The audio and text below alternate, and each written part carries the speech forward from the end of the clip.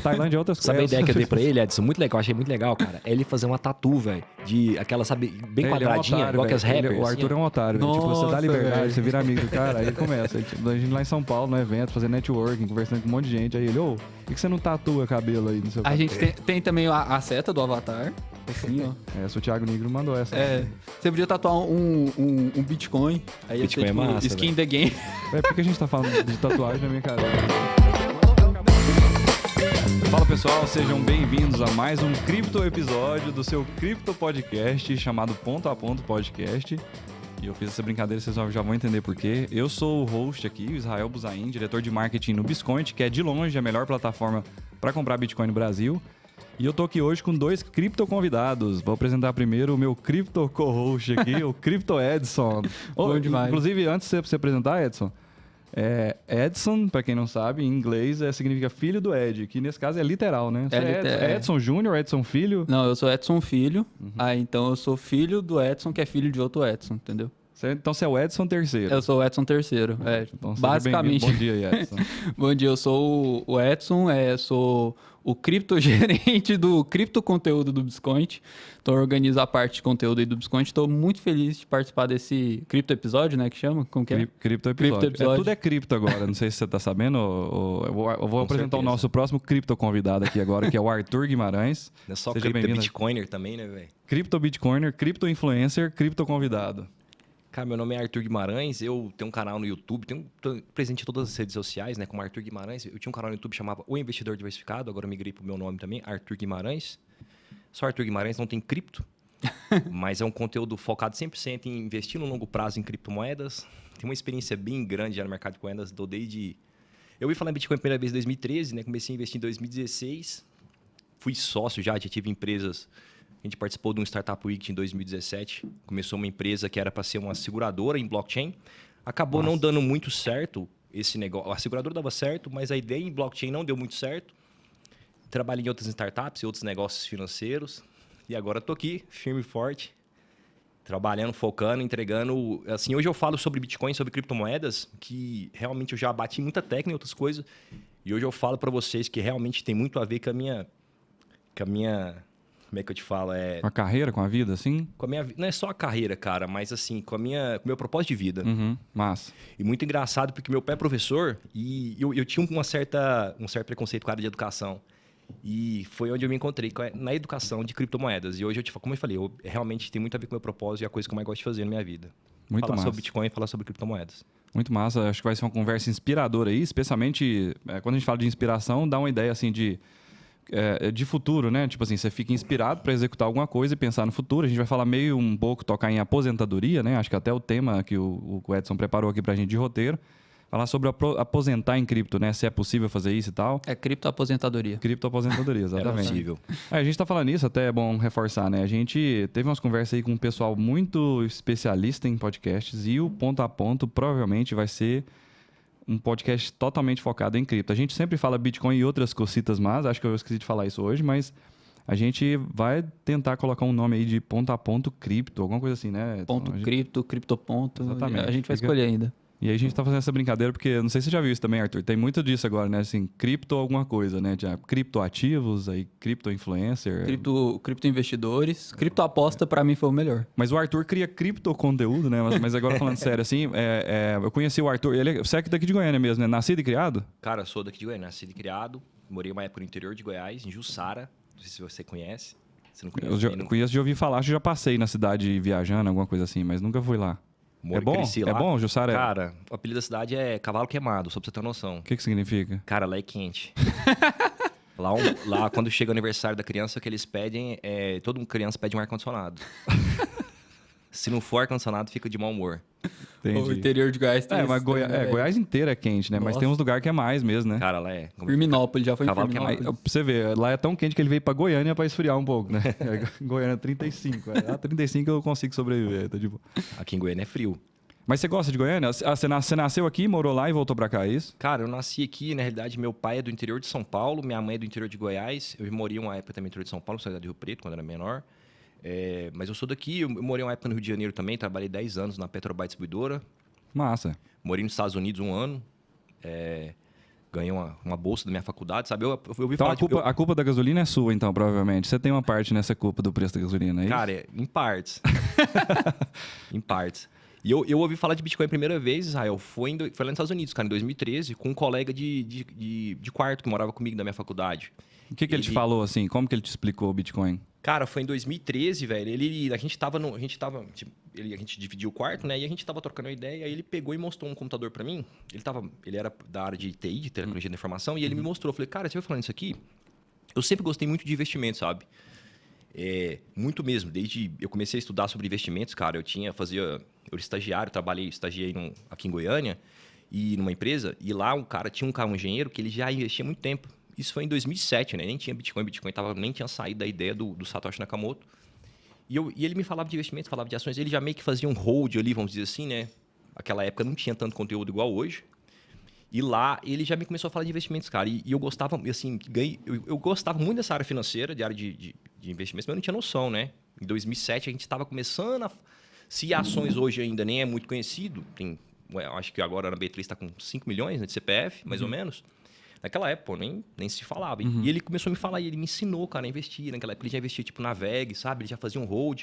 E ali ele plantou a sementinha já. VEG naquela... Então, mas ele falava de investimentos. E aí ele apresentou o Bitcoin como um dos ativos que poderia... Não, ele nem falou de Bitcoin. Eu voltei um pouco atrás. Tá. Isso aí foi em 2007. Entendi. Esse menino veio falar pra mim de Bitcoin em 2013 e a gente morava no quarto. Aí ele pegou e falou assim, cara, já viu isso aqui? Bitcoin, moeda digital. Aí na hora eu achei legal demais, sabe? Nossa, que legal. Mas... caiu no esquecimento, sabe? Eu nem tinha assim de... Se eu tivesse essa noção, eu tinha participado de todo tipo de evento nos Estados Unidos. Só que 2013 também não era igual hoje. Até nos Estados Unidos era uma coisa bem... muito nichada, assim. Muito... Como é que eu te falo? Muito de nicho mesmo, né? Muito assim, não é uma coisa tão falada. E provavelmente era uma coisa que assustava o povo, né? Porque eu não sei se vocês já viram, mas hoje em dia, até hoje, né? Tipo, depois do Bitcoin ser adotado institucionalmente, tem investidores gigantescos colocando dinheiro aí. O Michael Saylor virou o papa do Bitcoin, fez outro empréstimo aí esses dias dessas últimas quedas aí, pegou mais 200 milhões de dólares, comprou de novo. Tipo assim, tem um movimento gigante disso e tem um monte de gente que continua tendo medo de Bitcoin, medo de criptos, assim, né? E o mais engraçado é que eu já ouvi gente falando assim, não, eu tenho medo de Bitcoin, eu só mexo com NFT agora. Tipo assim, como se fosse menos arriscado e tal. Então já tinha esse preconceito nessa época, né? Cara, eu acho que, assim, não sei nem se tinha preconceito, porque, tipo assim, era um negócio muito novo, né? Muita gente nem sabia, né? Não tinha nem... Não, em 2013, o colega de quarto dele era tipo Satoshi, porque tinha 4 caras que conheciam o Bitcoin, sabe? Não, era porque era a galera da área de tecnologia da informação, da área de informática conhecia, porque pô, o Bitcoin nasceu mais dessa galera. Eu lembro, eu estudei aqui em Goiânia, eu estudei no IFG, antigo Cefet. Eu também, pô. A gente encontrou aí, ficou um final de semana inteiro junto e eu esqueci, não comentei isso, mas eu estudei lá também.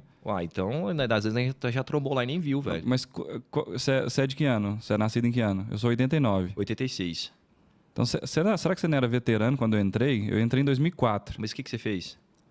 Não, na época, acho que teve uma janela que teve ensino médio sem técnico atrelado. Não, eu não fiz ensino médio, não. Eu fiz ensino técnico, fiz tecnólogo e engenharia. Tudo aqui em Goiânia? Tudo aqui em Goiânia. Então a gente deve ter esbarrado Aí durante a minha lá. faculdade de engenharia que eu estudei nos Estados Unidos. Ah, massa. Foi 2013 para 2014. Depois a gente conversa sobre isso. Falou, acho que mas assim, nós temos um amigo em comum também. Mas eu tô falando isso porque a galera de computação já se conhecia de Bitcoin há muito tempo. E era, assim, era um negócio meio doido, porque o Bitcoin no começo era como se fosse moedinha de jogo, né? Bem no começo mesmo, que começou uma das formas dele se popularizar, né?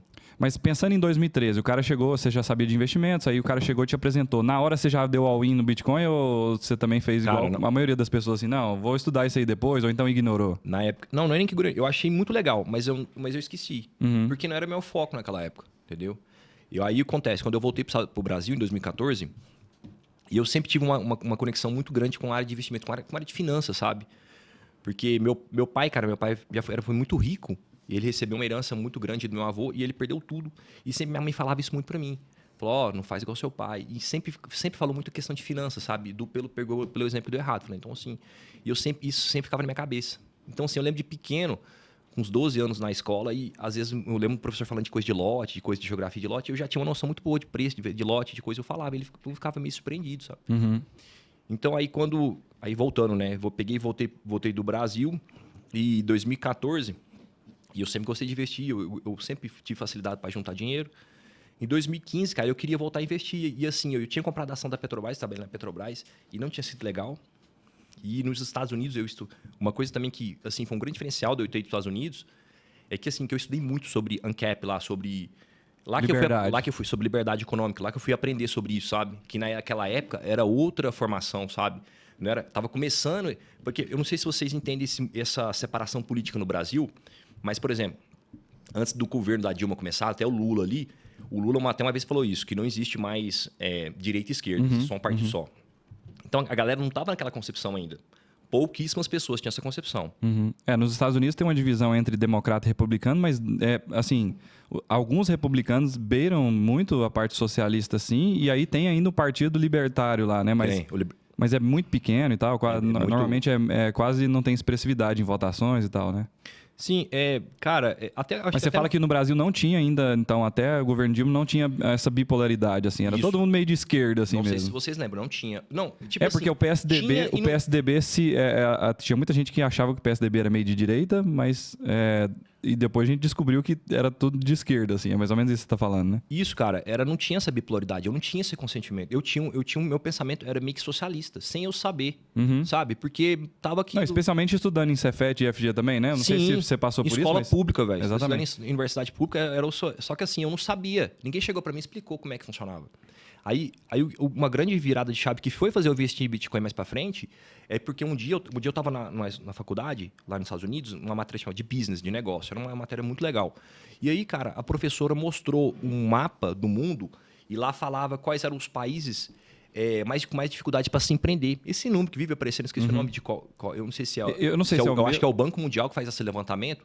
Eu já vi não sei se é o mesmo, mas fala assim, ó, atrelando o nível de liberdade econômica, ou seja, liberdade para empreender, em relação à qualidade de vida daquele lugar. Não sei se talvez seja a mesma coisa ou se seja só uma parte disso, né? Mas quanto mais liberdade você tem para empreender, melhor a qualidade de vida daquele povo, assim. Era assim, era um pouco relacionado com isso. Era tipo um mapa do mundo, estava em cores separados, e lá falava onde os países mais difíceis de empreender e assim, e como é que era o aspecto político daquele país. E aí, cara, tava assim, mais claro os melhores, né, os mais tops, e mais escuros os piores. E o Brasil tava tipo mais escuro entre os últimos. E tava assim, muito difícil de empreender e quase sempre socialista, uma coisa assim. Quando eu vi aquilo, vindo dessa cabeça de governo do Lula, eu cheguei lá e falei, quê? Na hora, assim, eu não entendi, entendeu? Eu achei que era mentira, eu fiquei meio chocado, meio sem graça. Eu falei, professora, tá certo que lá mesmo? Ela sabia já que eu era brasileiro. Ela falou, tá certinho, é isso mesmo. Aí eu fiquei com esse trem na cabeça. Brasil semi-socialista, que é isso? Como assim, velho? Não. Como eu falei, a gente tinha uma outra concepção. E aí eu estudei muito nos Estados Unidos, muito política, de economia, sabe? E aí você virou libertário nessa época? Ou não, ou ainda não? Cara, eu fui virar libertário mais pra frente, né? Eu virei liberal nessa época, né? Entendi. Porque até o entendimento de libertário, eu fui ter uma noção mais pra cá, sabe? Principalmente lá com o Rafael do Ideias Radicais, que eu fui ter uma noção. Eu virei liberal porque foi o que eu tive de conhecimento que eu tinha. Eu vi muito conteúdo de um cara que hoje, assim, eu gosto dele ainda, mas é meio controverso, que é o Rodrigo Constantino, né? Aprendi muito com ele, ele era muito bom para produzir conteúdo desse nível, né? Sobre liberalismo, liberdade econômica, Sobre liberdade econômica. Eu aprendi muita coisa com o professor Olavo de Carvalho, apesar das contradições dele, né? Mas, assim, para você souber interpretar um conteúdo dele, né? Que é um conteúdo bem complicado, assim, muita gente não gosta, mas tem muita coisa legal. Tem que saber separar. E aí, eu morava na Virgínia, ele morava lá também. Ele faleceu agora, né? De Covid, esses tempos agora. Ele morava muito perto de mim, ele morava na capital da Virgínia, eu morava no interior. Eu morava pertinho de Washington. Era uma região bem legal nos Estados Unidos. E aí... Não, pode falar. Eu ia falar que, assim, seguindo a linha do tempo aí, né? Você trouxe lá desde 2007 alguém te explicando sobre investimento, você começou a apaixonar por isso, 2013 você ouviu falar de Bitcoin, e aí você já estava em 2015, 2016 estudando sobre pensamento liberal, né? Isso, 2014. Nos Estados Unidos eu estudei demais. 14, Em 2015 eu voltei pro Brasil, 2014 eu fui pro Brasil, e aí eu já queria voltar a investir, eu já estava juntando dinheiro de novo, estava juntando, sabe? E aí eu não queria ficar, cara, tô cansado de renda fixa e cansado de ações. Até fundos imobiliários naquela época tava nem, assim, começando. E aí eu peguei, fiquei procurando, e aí eu lembrei de Bitcoin em 2015. Aí eu fiquei um ano estudando sobre Bitcoin, sabe, antes de começar a investir. Peguei tudo que tipo de conteúdo que tinha. Naquela época não tinha youtuber, velho. Tava muito pouco, sabe? Começou o Bitcoin começou a ficar famoso mesmo no Brasil quando o Fernando Rush começou a falar. E aí todo o conteúdo que ele produzia eu consumia, eu li aquele livro dele, né? A Moeda na Era Digital, eu li aquele livro. E assim, era o conteúdo que a gente consumia, era tipo white paper do Bitcoin, conteúdo escrito em inglês, né? Aqui no Brasil mesmo, aí em 2016, começou a dar uma começou a crescer bastante essas ideias, né? Mas aí em 2017 já tava, que bombou, né? O Bitcoin explodiu lá em 2017, não sei se vocês lembram ali. Eu comprei meu primeiro Bitcoin em dezembro de 2016 por R$2.500. Chegou no final do ano, chegou a bater 70 mil, né? Antes de cair. E essa primeira compra, só para eu entender, porque eu vejo muita gente falando dessa época que era muito difícil achar corretora, que não tinha... Como que foi assim, tipo... Você foi comprou tranquilo, P2P, você achou uma corretora? difícil? Tinha algumas no Brasil já, né, nessa época? Já tinha. Acho que tinha... Tinha mercado Bitcoin. Ah, não, nós estamos falando de 2016, então. É, já tinha. E Tinha mercado Foxbit. Bitcoin, tinha Foxbit. Mas você achou, tipo, fácil, assim, o processo? Que eu já vi muita gente que no começo acha difícil de Não, emergir era fácil mesmo. o processo, não, velho. Eu fiquei um ano estudando. Aí, assim, para comprar é razoavelmente fácil.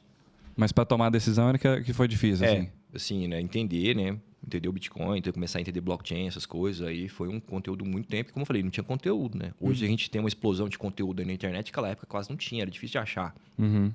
Mas aí eu comprei a primeira compra que eu fiz foi na Foxbit. Que era a Foxbit estava...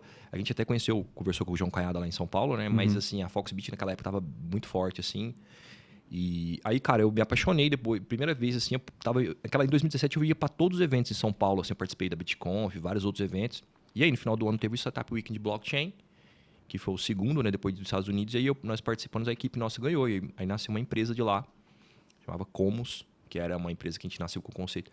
Porque qual que era a pegada em 2017, né, que a gente tava...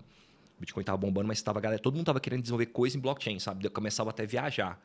E uma coisa que eu falo muito, assim, o mercado de criptomoedas, ele vive muito uns hypes, assim, muito louco. Como agora a gente tá vendo NFTs, finanças descentralizadas, game coins, né? E mais coisas. Em 2017 era o hype do ICO. Cara, tudo era ICO, lançamento, assim. Eu vi coisas insanas sendo lançadas, velho. Tipo assim, carro voador. Coisa que, pô... E você vê hoje, por exemplo, hoje eu já estou falando de uma coisa que já passou alguns meses, né? Mas no final do ano passado para cá, nesse primeiro trimestre de 2022, teve um hype, assim, no final do ano passado, até no começo desse ano, sobre NFTs e tal. E, assim, as buscas do Google, interesse em geral das pessoas, trending topics, essas coisas, deu uma reduzida muito em relação a NFT. Você também acha, tipo assim, daqui 5 anos, olhando para trás, a gente vai olhar e vai falar que, da mesma forma que os ICOs foram um hype, os NFTs também vão ser? Eu acredito. Não, por exemplo, hoje continua tendo ICO. Hoje tem vários nomes. Tem IDO, IFO, esses lançamentos em corretoras descentralizadas, né? Continua rolando pra caramba. Só que não é igual, cara, em 2017 era tipo assim, a iOS, eu acho que ela fez um ICO, levantou $2 bilhões, coisa assim, sabe? Não sei o valor exato, mas coisa tipo assim, mais... o cara sabia que se ele colocasse $100 num trem ia virar $10 mil, tipo sim. isso. Não, sim e não, né? Tinha muitos projetos legais. Tinha uns que morriam na hora. Eu não sei se você lembra de um meme que rolava de um cavalinho, era tipo assim, começava um cavalo super bonito, depois tava meio assim, depois saía só uns palitinhos desenhados, sabe? Porque a ICO era bem isso, cara. No lançamento, meu irmão, você fazia o marketing, lindo, tal, chegava no projeto, mais ou menos, ou que ia pra prática mesmo, só virava nada. E o Edson falou sobre as suas primeiras compras, né? E aí as primeiras compras de Bitcoin que você fez, você começou a fazer trade ou você só comprou com a mentalidade de holdar já desde essa época? Cara, eu sempre tive a mentalidade mais de hold, né? Eu nunca fiz trade. Mas não estava desenhado, a minha estratégia de investimento de hold não estava tão desenhada quanto é hoje, sabe? Hoje, se quiser falar de hold, eu falo de cima e baixo, para você como é que eu tenho uma estratégia muito bem desenhada, onde eu entro, onde eu saio. Naquela época era tipo igual hoje, a hold, mas tá, como é que funciona o hold? Parece simples, parece fácil, não é tão simples assim, né? A estratégia de longo prazo. Mas era uma ideia de hold, saca? Só que aí quando o mercado caiu em 2017 para 2018, o Bitcoin caiu, eu não sabia o que eu fazia ali, não sei se eu vendia, eu fiquei meio perdido. E eu tinha ganhado muita grana, velho. Muita grana em 2017, eu tinha ganhado tanta grana que caiu assim, e eu me atrapalhei e ainda continuei com um lucro bom, sabe? Mas assim, aí eu peguei em 2018, parei no stablecoin, o que hoje eu não fico muito posicionado em stablecoin, mas naquela época eu parei porque eu precisava entender o que está acontecendo e estudar. Aí eu passei 2018 estudando. 2017, 2018 eu estudei muito sobre trade, sobre todas as estratégias de investimentos, sabe? Voltei a olhar para outros investimentos, fiz muito curso de trade. E aí eu cheguei a fazer trade uma época, eu fiz pouco tempo, cara. E assim, eu fazia trade, eu sempre fui muito responsável com os investimentos. Que nem eu fui investir em Bitcoin, fiquei um ano estudando. Não cheguei, comprei, vamos vender. A compra aqui, venda. Eu sempre fui muito pé no chão. E aí o trade foi a mesma coisa. Eu fui fazer trade, eu sempre fazia com stop, eu nunca operava alavancado. Você fazia a gestão de risco da forma certa, assim. De forma certa, sim. Eu vejo uma galera hoje, tipo assim, eu vejo outras corretoras grandes aí dando muito benefício de alavancagem. Cara, a alavancagem é a pior coisa que você... É igual uma miragem no deserto, cara. O cara acha, vou aqui, entra aqui, multiplica 100 vezes, 50 vezes. A maior catástrofe financeira que você pode fazer na sua vida. Porque ao mesmo tempo que você está multiplicado 100 vezes no lucro, você está multiplicado 50 vezes no prejuízo. Por exemplo, se você botar ali R$1.000 e virar 10 mil, que você bota 1.000 alavancar 10 vezes, né? Sobe 10 vezes para cima. Se o Bitcoin cair 1%, você perde 10%. Você perde 10%, perfeito. Se você multiplicar 50%... Se cair 10%, você perde seu dinheiro. E aí vai para o seu colateral que tiver na garantia lá da corretora. Então, assim, cara, para mim, na minha opinião, a alavancagem é uma das coisas mais perigosas, assim. Eu já fiz muito curso de trade com um cara muito profissional, assim, que é assim, eu não sou, para mim a estratégia de trade, cara, que eu até vou estar falando de mim, né? Porque hoje eu assim, estudando tanto, assim, a gente vê as pesquisas na FGV hoje, saiu a última pesquisa agora saiu, parece que de novo, né? 99% dos day traders perdem dinheiro na bolsa. E o trade, além de ter esse problema da gente, um risco imenso de perder dinheiro, quebrar, tem um problema psicológico muito sério, que foi o que eu parei de fazer trade, cara. Você fica meio viciado, assim. Cara, não, te dava uma ansiedade muito grande, porque você compra, vai subir. E aí eu comprava Bitcoin, e Bitcoin é 24 horas. Eu comecei a acordar à noite para ficar comprando preço. Nossa, tô com um stop aqui, se pegar eu vou perder dinheiro, não quero, vai subir. E aí, cara, um dia eu olhando, vários dias de noite, né? E um dia eu olhando, minha esposa foi me dar uma catracada. Falou, pô, para, o que você tá olhando no celular da hora? Para com isso, é 3 horas da manhã. E aí, cara, isso aí me deu abriu uma chave na minha cabeça. Não, o que é isso? Você vai investir? Como é que isso nem é investir, não? Que coisa doida que você está fazendo? Aí eu parei. Nunca mais me envolvi com isso, porque realmente o trade, para mim, além de você perder dinheiro, cria vários problemas psicológicos na sua vida. Cara, se você for ler o livro dos trades aí mais bem sucedido na história, velho, é só catástrofe. Tem um livro americano, esqueci o nome dele, cara, o fim do cara é trágico. Não, então a gente sempre fala assim, né, desde os nossos primeiros episódios, até nos conteúdos que a gente faz no Biscoint, eu acho que é mais ou menos o que você fala também quando você trata sobre Bitcoin, é que a melhor estratégia é fazer hold mesmo, assim. E no sentido assim de fazer aportes, fazer DCA, né, preço médio ao longo do tempo, você vai comprando semanalmente ou mensalmente, dependendo do que tem disponível na sua capacidade de investimento todo mês, e fazer esses aportes, e até a gente fala do Biscoint por conta dessa conexão com várias corretoras, né? Ela dá acesso a um preço bom. Então, se a pessoa estiver fazendo aportes através do Biscoint, ela vai ter um preço médio bom ao longo do tempo. E, eventualmente, ela vai sacando para a carteira dela e tal. Porque aí você tira toda essa parte do estresse da pessoa, né? Ela entende a tese de investimento do Bitcoin, entende as características, ela faz aportes semanais ou mensais e vai acumulando Bitcoin por longo prazo. E quando você estuda super ciclos, dá zoom out no gráfico, olha para longo prazo, essa tem sido a melhor estratégia também, né? Quando você faz o track record, assim, olhando para trás. Cara, assim, o meu curso da minha comunidade, ele é 100% focado no longo prazo, em criptomoedas. E você vê, eu já fiz muitos estudos assim, sobre longo prazo. Primeiro, assim, você conhece algum bilionário que ficou bilionário com trade? É verdade. O Warren Buffett, por exemplo, que é o maior sucesso na bolsa, é só posicionamento, né?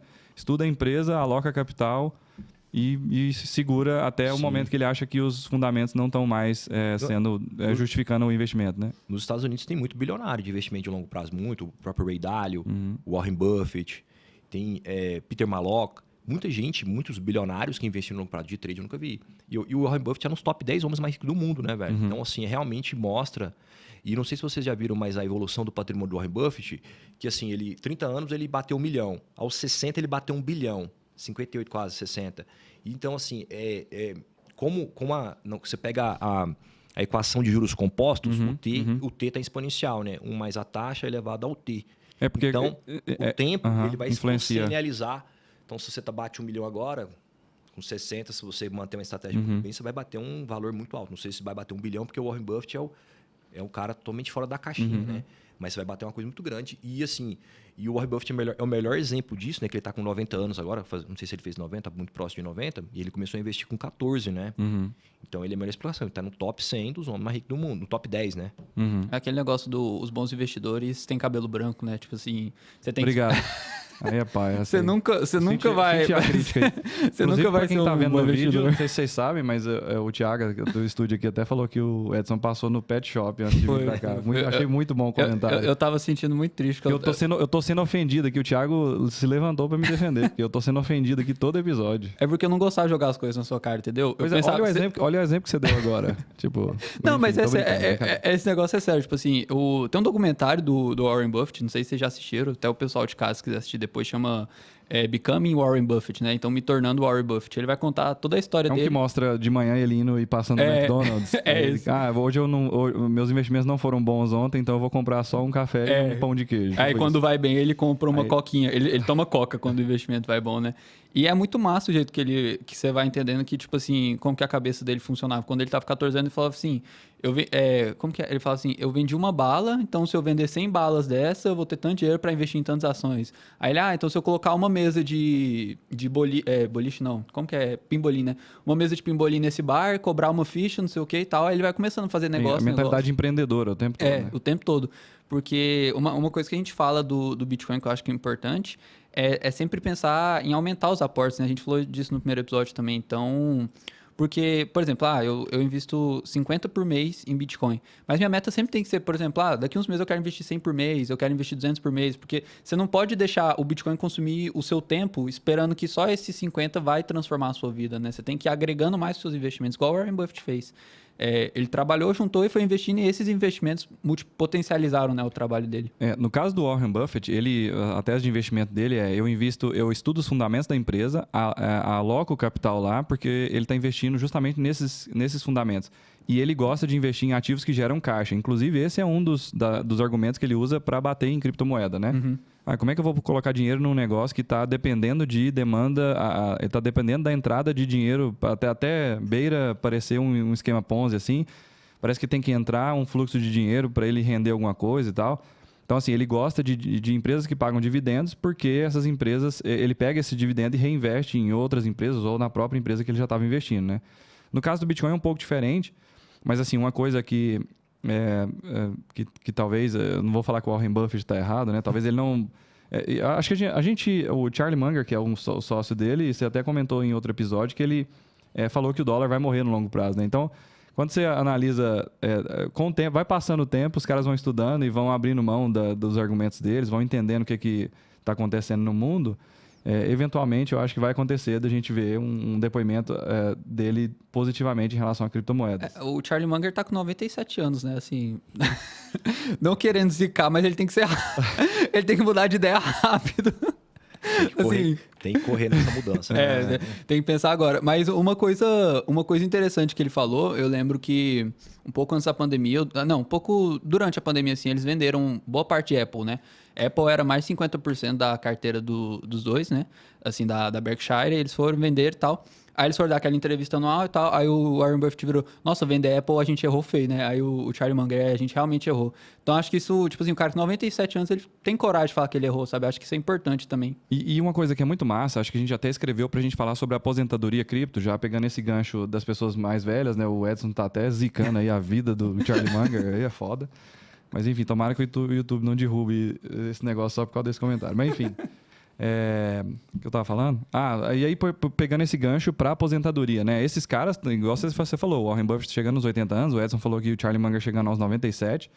Tipo assim, esses caras não pararam de trabalhar nunca, né? Tipo, eles poderiam ter aposentado lá atrás. Eu acho que, você falando, com 30 anos, o Warren Buffett, com $1 milhão, você fazia arruaça, como diz aqui em Goiás, né? Tipo assim, com $1 milhão, era um cara muito rico. Quando, naquela época ainda. 40 anos atrás, né? 50 anos atrás. 60 anos atrás. Então, tipo assim... agora, esses caras não pararam de trabalhar. Então, eu quero fazer uma pergunta para você, direcionada sobre a aposentadoria, para você também, Edson. Tipo, se vocês acham que fazer buy and hold de Bitcoin, pensando nesse horizonte, assim, talvez nem 30 anos, mas 10 anos, 15 anos, alguma coisa assim... ou talvez até menos, ou até eu quero te perguntar sobre altcoins também. Eu já vi que você faz vários vídeos, você menciona outras criptomoedas também, mas a gente vai entrar nisso. Mas sobre a aposentadoria, vocês acham que dá para aposentar com criptomoeda, né? Essa que é a pergunta que eu vou fazer. Mas uma coisa interessante, por isso que eu estou pegando esse gancho, é que os caras não pararam de trabalhar, apesar de terem um valor muito grande na carteira de investimentos e na conta bancária, basicamente, né? Então, assim... Eu até lembro, a gente falou do IFG, né? Eu lembro de estar estudando no Cefet, na época chamava Cefet ainda, né? E na sala de estudo, tinha uma sala de estudo em grupo, tinha uma biblioteca e tinha uma coisa que era meio misturada. Era uma sala de estudo em grupo e tinha algumas revistas lá. E aí, de vez em quando, eu ia para lá, nos intervalos, e ficava esperando normalmente a atividade física, né? Que eu gostava mais de fazer os esportes do que estudar mesmo. Mas enfim, aí no intervalo eu ficava lendo coisas sobre negócios. Eu gostava disso. Então eu lia Pequenas Empresas, Grandes Negócios. Nerd não, eu acabei de falar que eu não gostava de ficar em sala estudando, tava esperando começar... Mas você ficava na biblioteca no intervalo. Esperando começar o treinamento de basquete. Na biblioteca. Mas lendo revista sobre negócio, queria ficar rico, né? Entendi. Aí eu fui ler uma edição da revista Pequenas Empresas, Grandes Negócios, e estava escrito lá, assim, tinha alguns empreendedores, igual essas fotos que nós estamos tirando hoje em dia, assim, de braços cruzados, sabe? Uhum. E aí tinha uns 10 lá, e aí o título era assim... em 2000 e alguma coisa, sei lá, 2005, 2006, mais de 100 brasileiros venderam suas empresas por mais de 100 milhões de dólares. Aí embaixo uma legenda. A boa notícia é que nenhum deles parou de trabalhar. Então, assim, em 2005, sei lá, 2006, esses caras venderam as empresas por mais de 100 milhões de dólares, colocaram dinheiro no bolso, mas eles não pararam de trabalhar, né? Então, acho que pensando em empreendedores que criam startups, igual esses que eu estou falando da revista, pensando em Charlie Munger, Warren Buffett, investidores profissionais, né, de longo prazo, que também tem dinheiro infinito. E pensando agora também em cripto, eu acho que independente de aposentar ou não em cripto, acho que a pessoa tem que continuar com essa mentalidade de empreender e de trabalhar, de fazer acontecer, mesmo que seja de uma forma investidora, né? Por exemplo, se o cara... porque tem uma forma de continuar trabalhando e empreender é justamente investir, né? O Warren Buffett, o que ele faz? Ele empreende. De certa forma, sim, ele tem a empresa dele que gerencia investimentos, mas ele é um investidor em empreendedores, né? Ele estuda as teses de investimento das empresas, as teses de mercado dessas empresas e investe nelas, né? Então, no caso do cripto, a gente teve a oportunidade também de conhecer alguns caras lá em El Salvador. São caras que têm centenas de bitcoins na carteira, milhares. São caras que compraram nessa época que você estava falando, 2013, né, e tal. Então, assim, o que esses caras estão fazendo? Eles criaram fundos de investimentos para investir em startups. Algumas só de Bitcoin, outras de Bitcoin First, né? Ou seja, a empresa é focada em Bitcoin, mas tem altcoins também, por exemplo. Então, assim, os caras, por mais que eles tenham ficado ricos em termos de dólares e o quanto que vale, e mesmo caras que têm milhares de Bitcoins, esses caras não pararam de trabalhar, não pararam de empreender e não pararam de investir, né? Então, queria perguntar para vocês isso. Primeiramente, faz sentido isso que eu estou falando?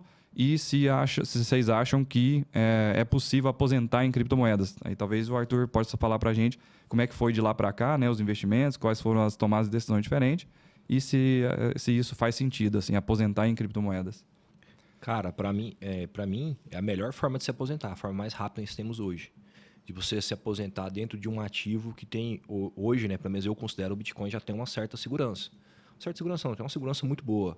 Ainda mais quando você se aprofunda nos estudos de Bitcoin, de criptomoedas, é um dos investimentos mais antifrágeis que nós temos na atualidade. Né? Um investimento que vem apanhando aí 10 anos e está cada vez mais forte. Críticas, eu já vi... o momento que a gente está vivendo agora é muito diferente de você pegar um inverno cripto ou o começo lá do Bitcoin das criptomoedas. Era só crítica. Você pegava os canais de mídias tradicionais, era só crítica. Então ele tem uma resistência, uma antifragilidade muito maior hoje que no passado. Eu considero assim, eu sempre falo muito isso, né, para meus alunos, para quem me acompanha nas redes sociais, que a cada ciclo do Bitcoin, a cada momento que acontece o halving, né, o halving, e o mercado, o Bitcoin ele é muito interessante porque ele tem uns ciclos muito bem desenhados. Um halving no ano e no próximo ano, uma alta muito forte, ele começa baixo, vai subindo, uma alta muito forte, e depois vem um inverno cripto, ou vem um momento de queda, que para mim é o momento que a gente está vivendo agora. E quem consegue ficar dentro do jogo, investindo em Bitcoin, em boas criptomoedas, né? Pelo menos em Bitcoin e Ethereum, bem posicionado, aplicando o DCA muito bem, né? Investindo semanalmente ou mensalmente e conseguindo manter essa constância, cara, vai aposentar, velho. E eu acredito que se você, pelo menos nas simulações que a gente fez nos últimos 5 anos, tem um site que chama DCA Bitcoin, se você for lá e simular e investir em média R$1.000 todos os meses durante os últimos 5 anos, você alcançaria R$1 milhão. Uhum. Quando eu falo em aposentar em cripto, para mim é bater pelo menos R$1 milhão. Massa. O que hoje não é tanta grana, né? Mas é um valor bem... Eu acho que R$1 milhão é a virada de chave, assim, né? Então, se o mercado, se ele continuar seguindo essa linha de raciocínio e você ficar bem posicionado, colocando isso em prática, o DCA, investindo com constância, algo em torno de R$1.000 todos os meses, em 5 anos, eu acredito, né, no próximo ciclo do Bitcoin, lá para 2024, né? O próximo halving vai ser mais ou menos em maio de 2024. Lá para 2025, 2026, você consegue bater esse R$1 milhão. Uhum. E agora tem outras criptomoedas, né? O que pode te ajudar bastante se você achar um projeto bem estruturado que consiga se manter. Ou então que você pega um hype por sorte, né? Ontem o Edson abriu uma tela lá do... que chama Crypto Bubbles? O que é aquilo? Crypto Bubbles. E aí ele colocou lá em um ano, aí tava Shiba Inu lá, 48.000%, né? Eu até brinquei, eu coloquei uns gráficos do Bitcoin no nosso grupo da empresa lá e falei, olha aqui, ó, o preço do Bitcoin assim, assim, assim. Tentando fazer umas análises técnicas, astrologia, numerologia lá. E aí coloquei assim, ó, mas nem o Bitcoin provavelmente não vai dar 48.000% para você em um ano, igual o Shiba Inu, né? Tava brincando e tal. Mas às vezes você acha um projeto desse, né? Eu acho bem interessante, assim, para quem quer se estruturar um pouco, quer estudar um pouco mais no mercado de moedas, tem uma diversificação, mas 70%, 80% da carteira tem que ser Bitcoin e Ethereum. Massa. Agora sim, o Ethereum também assumiu uma posição muito importante no mercado de criptomoedas, né? Que para mim, as únicas criptomoedas que estão realmente consolidadas no mercado é o Bitcoin e o Ethereum. E provavelmente deve aparecer outras nos próximos 4 anos. O mercado está cada vez mais maduro. Agora, quando eu analiso do período que eu vivi lá de 2017 para cá, o mercado se mudou totalmente. O que era lá os top 10 mudou totalmente, o Bitcoin e o Ethereum. O Ethereum ele é muito engraçado porque ele apareceu no mercado e rapidinho assumiu a sua segunda posição, de lá e não saiu. Alguns dias aí a XRP passou, mas não faz sentido. Acho que isso é uma coisa interessante para quem está ouvindo a gente também, né? Para a pessoa que está assistindo também. O que você falou é muito importante. A gente falou no começo aqui sobre ciclos, né? Então, tem uns hypes que acontecem, tipo os dos ICOs em 2017, aí a gente está passando pelo hype dos NFTs e tal. Mas o que é interessante é isso. Você olhando desde 2013 e aí depois de 2017 também, o Ethereum nasceu em 2016, 2017? 2017. Então, é o que você falou, o Ethereum e o Bitcoin estão lá. Aí, se você for lá no CoinMarketCap, ou outro site que ranqueia as criptomoedas em capitalização de mercado, você vai ver que o Bitcoin e o Ethereum continuaram lá, né? Então, independente do que está acontecendo, eles estão continuando lá. Então, isso valida, de certa forma, a nossa tese de investimento também. No Biscoint, principalmente, a gente tem colocado essa estratégia do 80-20, né? Que é basicamente colocar 80% em Bitcoin e 20% em Ethereum. Obviamente que a gente vai colocar outras moedas no Biscoint, mas se a pessoa tiver acesso a outras corretoras, para ela alocar dentro desses 20% outros projetos que ela acha que podem ter um potencial maior de valorização. Mas a gente realmente acredita que, até por causa disso, né, essa validação que a gente está falando, Bitcoin e Ethereum, eles têm um efeito rede, tem no caso do Bitcoin, a questão da escassez e de que ele é um hard money e no sentido de raiz, assim, uma moeda que vai continuar sendo a mesma daqui 10 anos, daqui 100 anos, não tem motivo para a gente acreditar que o Bitcoin não vai estar aqui daqui 1000 anos. Então, enquanto existir internet, vai existir Bitcoin, né? E o legal do Ethereum é que os vários hypes que foram surgir, então, agora tá no hype de NFT, teve metaverso, teve não sei o que, não sei o que, não sei o que. Os próprios ICOs, né, de tokens. Tudo é na base do Ethereum, né? Então o Ethereum ele se aproveita de tudo. Ele é o suporte, né, para todos esses projetos, essa estrutura. Então, eu vejo também assim, se forem surgindo vários hypes, eu quero estar posicionado em Ethereum, porque eu vou estar participando meio que indiretamente de todos, assim, né? Eu não preciso adivinhar qual que vai ser aquele ali.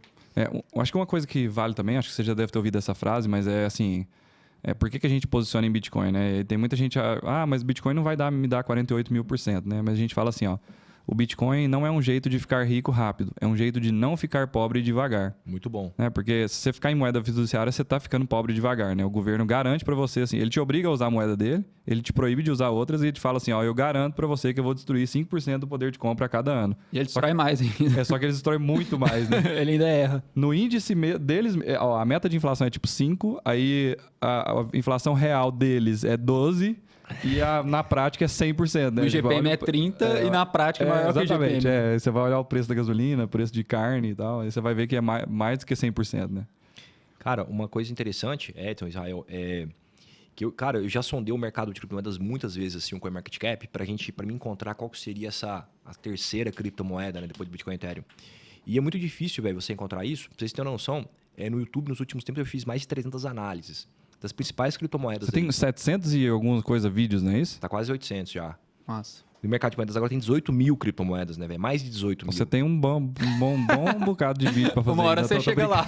Já tô quase batendo, velho. Isso daqui vai ter que vai ter que ser milenar, uns 200 mil anos aí. Eu consigo analisar todas. E, cara, na realidade, o que eu te digo é que, assim, quanto mais análise você faz, tem hora que você começa a ficar mais confuso. Porque aí vai numa coisa também do mercado de ações e do mercado de criptomoedas, que é a aleatoriedade. Não sei se você já viu aquele caso os caras pegam um macaco e jogam uns dardos para acertar umas ações, e essas ações, é um experimento, né? Tem até aquele cara lá, aquele perfil no Instagram, que é o... O Monk, O Monkey Stocks é nosso amigo. Você sabe que ele é do grupo Primo lá, né? Sabia? Ele é o head de marketing da Finclass lá, tipo, Então, Marcelo. sim, tem, que ele abraço, fez, mas o perfil dele se baseou nisso, né? Nesse Ele faz uma macumba lá, né? Eu coloco umas músicas assim e fala assim, vamos selecionar aleatório aqui. Um bingo, exatamente, é um bingo. E aí ele seleciona as ações. E ele tem uma performance boa, melhor do que muitos fundos, às vezes, né? Sim. Em algumas semanas. O que aconteceu com aquele experimento quando fizeram, né? Que ele teve um resultado muito melhor. E agora, assim, imagina, por exemplo, na Bolsa Americana hoje, nas duas bolsas americanas principais, né? A New York Stock Exchange e a Nasdaq, tem algo em torno de 8 mil ativos. Não sei o número exato, assim, tudo, né? Ações, ETFs, bonds, tudo. O mercado de moedas tem 18 mil. O mercado tradicional tem toda essa aleatoriedade. Imagina um mercado que tem 18 mil projetos. E além disso, tem muita coisa nova. Todo dia tem coisa nova, todo dia tem coisa disruptiva. Igual eu falei para vocês, né? Em 2017 eu vi ICO de carro voador. Agora tá tendo muita coisa nova. Então, assim, é muito aleatório. E assim, até eu tô falando isso porque é a importância da gente ficar posicionado em Bitcoin e Ethereum. Ter 78%. Porque é o que a gente sabe que dá certo. Que tem, e os dois projetos têm muito para entregar ainda. Se o Ethereum tá legal agora, ele tá só no começo. O Ethereum está com um problema de escalabilidade gigante agora. A rede está travada. Não sei se vocês utilizam. Para fazer uma transação na Uniswap há 2 semanas atrás, estava $59 uma transação, cara. Os clientes do Biscoint reclamam pra gente, assim, no Instagram e no suporte também. Tipo, por que essa taxa tá tão alta? Então, tem que reclamar lá com o Vitalik. Né? Eu já vi gente falando que pagou $90 numa transação. Você pagar uma taxa de transação $90, dá mais de R$500, velho. Exatamente. Você paga R$500 de uma taxa de transação, então assim, é insano. Então assim, ele tem muita coisa para acontecer, então muita coisa para entregar. E você mencionou o Bitcoin, assim, a gente teve uma atualização Taproot agora, né, há pouco tempo. Eu tô falando a gente porque eu me sinto parte da comunidade do efeito rede Bitcoin, né? We are Satoshi, mas, né? Eu não sou um programador core dev do Bitcoin ainda, enfim. Mas essa atualização vai permitir algumas alterações, né? Melhorias e tal. Mas as regras fundamentais do Bitcoin nunca vão mudar. Agora, o que eu ia mencionar é que tem Lightning também, né? Então, a tecnologia Lightning, ela sim, tem muita coisa para ser desenvolvida nessa segunda camada. E eles estão até falando sobre uma terceira camada. É um assunto mais profundo, mas é o que você falou, assim. Esses projetos, além do efeito rede, a escassez, como que o protocolo é desenhado. No caso do Ethereum, tem um efeito rede, meio de religião, assim, muito forte também. E é uma pegada diferente, né? Não é uma moeda de reserva de valor, então o Bitcoin não está competindo com o Ethereum. Eles conseguem subsistir, mas é por isso que eu acho que é importante nessa tese de investimento ter as duas. Porque o Ethereum, nesse sentido de computação descentralizada, é a melhor plataforma mesmo. O Edson falou, vem um monte de movimentos diferentes, hypes, temporários, mas o Ethereum está se beneficiando de todos eles. E no caso do Bitcoin, pensando como reserva de valor, que está brigando contra o dólar, contra o ouro, essa entrada de dinheiro, que a gente mencionou com o Warren Buffett, falou que não gera caixa, mas é a entrada de dinheiro que acaba entrando no Bitcoin, mas ela vai acontecer naturalmente porque as pessoas que usam dólar e ouro como reserva de valor ou como moeda global de reserva de valor, que é no caso do dólar, eles estão entendendo a tese de investimento do Bitcoin também, né? Mas uma coisa que eu queria falar também a gente estava falando sobre aposentadoria, né? Tem um cara que chama Mike Maloney e ele fala sobre ouro e prata, não sei se você já viu, chama goldsilver.com. Não. E ele tem um canal no YouTube que é super massa, tem uns documentários lá que custam, ele mesmo fala isso, custa caríssimo fazer um episódio desse aqui e tal. Eu recomendo para todo mundo. É em inglês, mas eu acho que tem como traduzir lá a legenda. Então, para quem não lê inglês ou que não escuta inglês, dá para você traduzir lá. E assim, é super interessante. Ele fez um documentário que é tipo assim, os segredos ocultos do dinheiro, alguma coisa assim. E aí ele vai falando sobre várias coisas, vários temas. E aí um deles ele fala sobre Bitcoin também e tal. Então, dentro da tese de investimento dele, ele fala muito sobre os boomers, ele vai falando sobre os baby boomers dos Estados Unidos, os caras que voltaram da guerra, os veteranos, que foram acumulando dinheiro, a economia foi se reerguendo. E aí esses caras começaram a comprar bonds, fazer o 401k lá, que é um negócio de aposentadoria americano, e pessoas que investem em bonds americanos e também no SP500, em ações e tal. Essas pessoas estão ficando ricas, entre aspas, em dólar. Mas a tese de investimento dele e o problema que ele aponta é que o dólar vai morrer e a inflação é o que vai fazer isso acontecer, né? Por falar em inflação, a impressão de dinheiro que houve no dólar é sem precedentes, né? Nos últimos 3 anos, eles imprimiram quase metade de todos os dólares. Acho que foi tipo 30%, alguma coisa assim. Então, depois da pandemia, né? Então, assim... Só em 2020 foi 21%. É tipo isso. Só em 2020, em um ano foi quase 25%. Exatamente.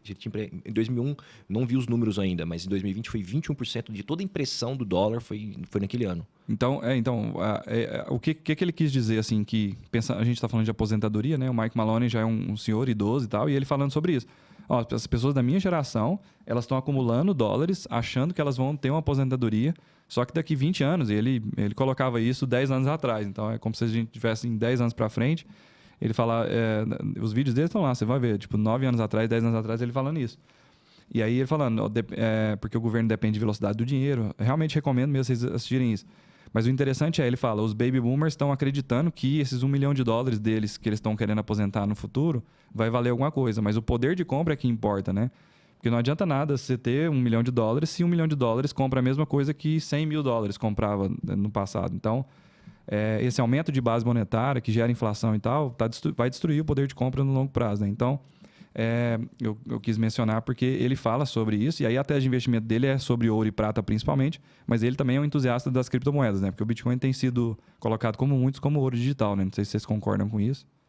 Cara, concordo. Assim, o ouro ainda tem uma diferença bem grande em relação ao Bitcoin, porque o ouro já é uma reserva de valor que ela é totalmente correlacionada, né? Tem uma correlação indireta ali com o mercado. Por exemplo, ações caem, o ouro sobe. Uhum. O Bitcoin ainda não assume essa função. Mas quando a gente olha para um longo prazo e olha para o Bitcoin de longo prazo, ele é vamos dizer assim, a melhor arma contra a inflação, sabe?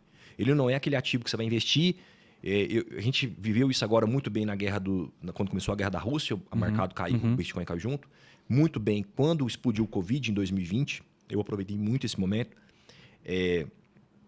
Caiu muito, não sei se vocês lembram, quando explodiu o Covid, caiu os mercados caíram, o Bitcoin foi também.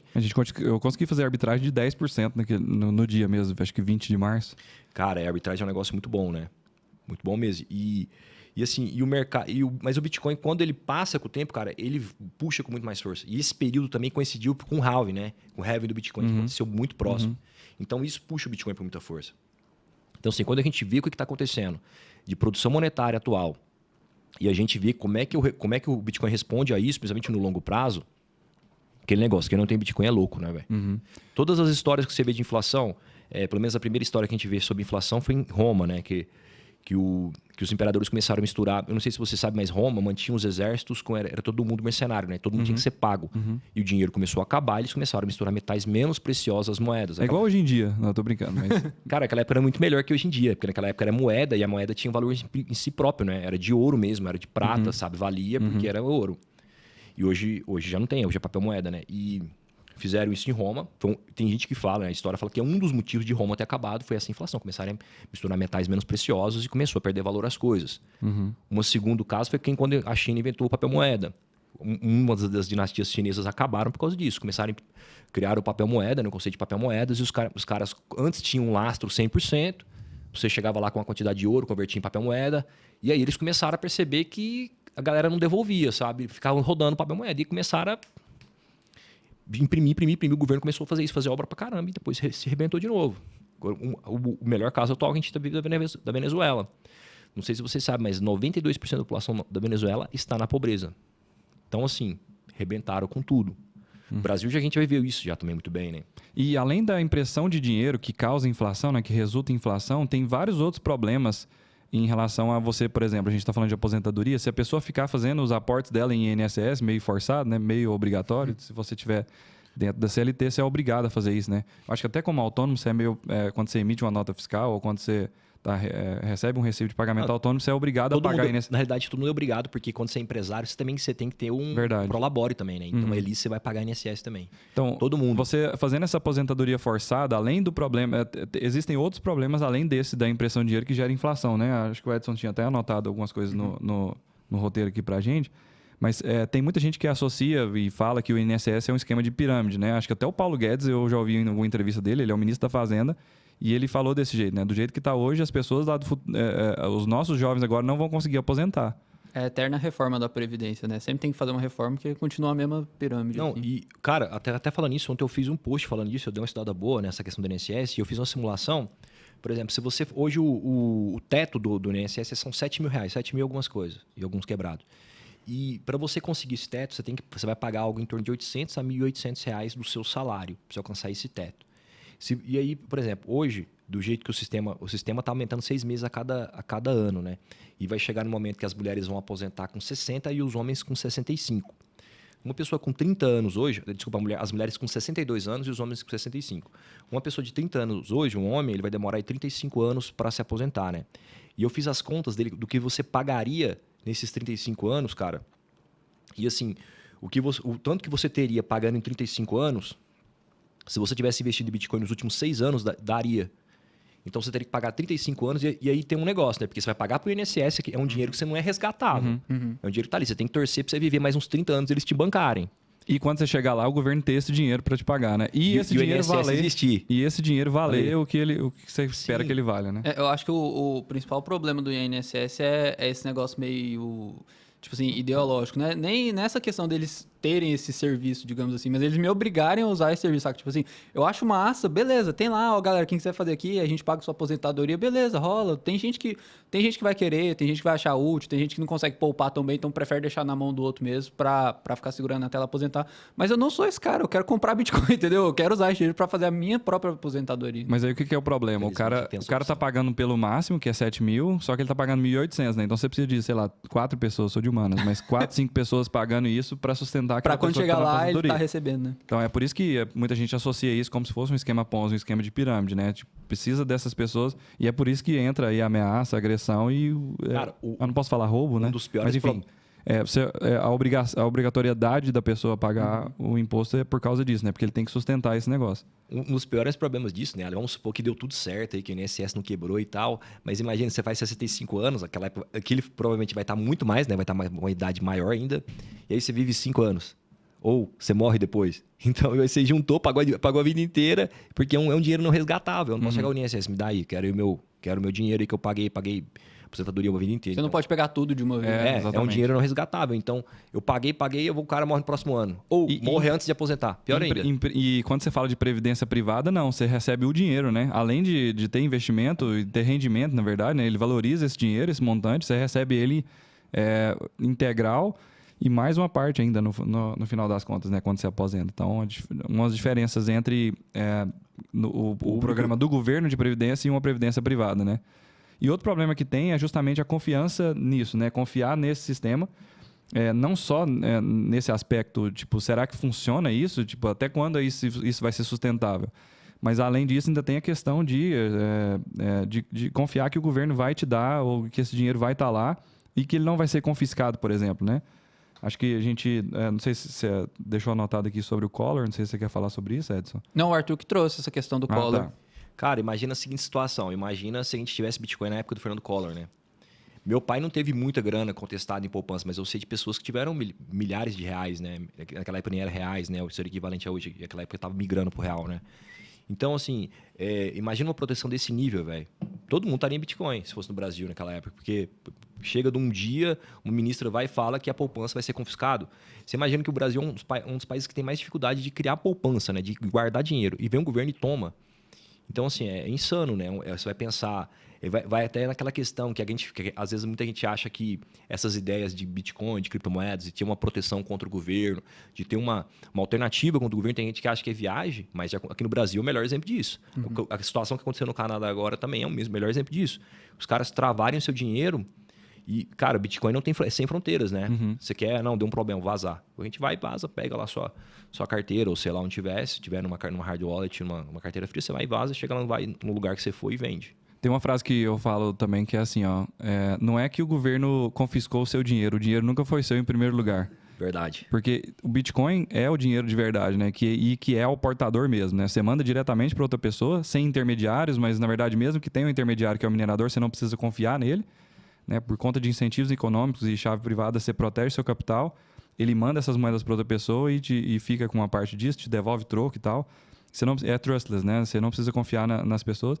E o fato de ser inconfiscável, acho que é uma das principais características do Bitcoin, assim, para ser essa moeda que a pessoa precisa ter mesmo. Como você falou mesmo, assim, se fosse... E o brasileiro tem um costume de deixar as coisas para a última hora e por emergência, assim, né? Foi importante isso que você falou. Porque, assim, você vai esperar acontecer uma guerra da Rússia, igual aconteceu Rússia e Ucrânia, que os caras, do nada, no meio da guerra, falaram assim, tem alguma alternativa? Aí tem Bitcoin, vai descobrir. Ou você vai fazer seus aportes, acumular seus Bitcoins, colocar na sua carteira para que se acontecer, você já tá pronto, sabe? Então é muito mais importante, né? É o que a gente falou do tanque chegando, né? Tipo, o tanque tá chegando e você começa a comprar Bitcoin, né? Tipo, tem que ser mais, tem que ser pensar mais rápido, né? É muito melhor que seja numa situação de estabilidade, de certa forma. Cara, é uma coisa que eu sempre falo, assim, quando você se aprofunda mais em estudos do Bitcoin, de outros criptomoedas, principalmente do Bitcoin, né, do Ethereum, mas eu acho que mais é do Bitcoin mesmo, como ele é visto como uma reserva de valor, e quanto mais você aprofunda, mais você vai vendo tanto que ele é seguro, tanto que é a melhor alternativa, sabe? Eu até coloquei isso no Twitter, que é um post que eu coloquei antigo e coloquei lá e travei, fala, o Bitcoin é o investimento mais antifrágil da atualidade, né? E cada vez mais, velho, é um investimento que cada vez está mais forte. É a melhor alternativa que você tem, entendeu? É a alternativa que você tem para cada vez realmente... para você se proteger contra os problemas do governo, da sociedade, contra um sem fronteiras, né, cara? Você pode ir, deu um problema, você pode viajar para onde você quiser e resolve. Que dinheiro que é isso, cara? Se você vai sair com real, não sei se vocês já viajam, assim, tanto vocês já viajaram, mas, por exemplo, vai para fora do Brasil com real, é muito difícil trocar real. Ninguém pega isso. Tem uma coisa que eu sinto muito, eu concordo 100% com o Arthur, que é tipo assim... Obrigado. Uma coisa que eu sinto muito, eu falei obrigado. É uma bosta. Mas é um sentimento que eu tenho assim, porque, por exemplo, quando eu vou criar algum conteúdo sobre Bitcoin, sobre essas coisas, eu sempre tento deixar aquelas ressalvas, principalmente quando é para o Bitcoin, para a gente não ter problema, né? Então, eu nunca faço uma promessa, tipo assim, o Bitcoin é o melhor investimento. Porque eu sinto que eu realmente não posso falar isso quando eu estou falando pela empresa, né? Acho que não pega bem, não quero mentir para ninguém. E eu fico meio Mas triste. Mas você, individualmente, você pode mentir para as pessoas. Exatamente. Não, tô brincando, mas é porque eu fico triste, porque, tipo assim, eu acredito mesmo nisso, sabe? Tipo assim, eu queria falar para todo mundo, velho, esse é o melhor investimento, eu acredito nisso. Eu não tenho medo de falar isso, sabe? Tipo mas assim, não como religião, né? No sentido de acreditar, assim, de entender escassez, entender o que está acontecendo no mundo, entender os argumentos, os fatos, né? Tipo, de ter uma opinião bem formada mesmo, sabe? Quando você... deixa eu pensar no exemplo, sei lá, por exemplo, não time de futebol também é um exemplo ruim, porque é meio torcida, né? Mas eu não quero uma coisa que eu torço para que aconteça, é uma coisa que eu vejo acontecendo realmente e eu tenho confiança nisso, sabe? Aí eu tenho que ficar fazendo, às vezes, uma saidinha, assim, para acabar não trazendo problema, né? Colocando disclaimer sempre, colocando, né? tipo assim, não é recomendação. Tipo, tá. no meu perfil também falo desse jeito, velho, compra Bitcoin. Minha família, meus amigos, velho, é Bitcoin todo mês. Exatamente. E eu acho ruim a gente ter que ficar se limitando, assim, né? Porque eu queria falar, velho, é Bitcoin mesmo. Tipo assim, o Bitcoin fixes this, né? O Bitcoin resolve esses problemas todos que a gente tá trazendo aqui, né? E o Arthur falou sobre ser uma alternativa. E a gente até tem muita gente que fala que o Bitcoin é o plano B, né? Então, assim, o plano A seria a aposentadoria, até porque você é forçado, mas o plano B seria o Bitcoin. E é interessante porque é o plano B de Bitcoin, né? Mas tem um cara que é super famoso, que é o Plan B lá no Twitter, lá, se vocês entrarem lá, vai ter muita análise legal e tal. Mas é interessante que ele chama de plano B, mas esse é o plano A de todo mundo que entende o Bitcoin, né? O plano B passa a ser o principal, exatamente. Cara, assim, como eu falei, à medida que você vai se estruturando e vai estudando mais, você vai realmente vendo a diferença que ele faz, né? Uma outra coisa, Israel, eu queria voltar a falar, que a gente estava conversando a questão das altcoins, né?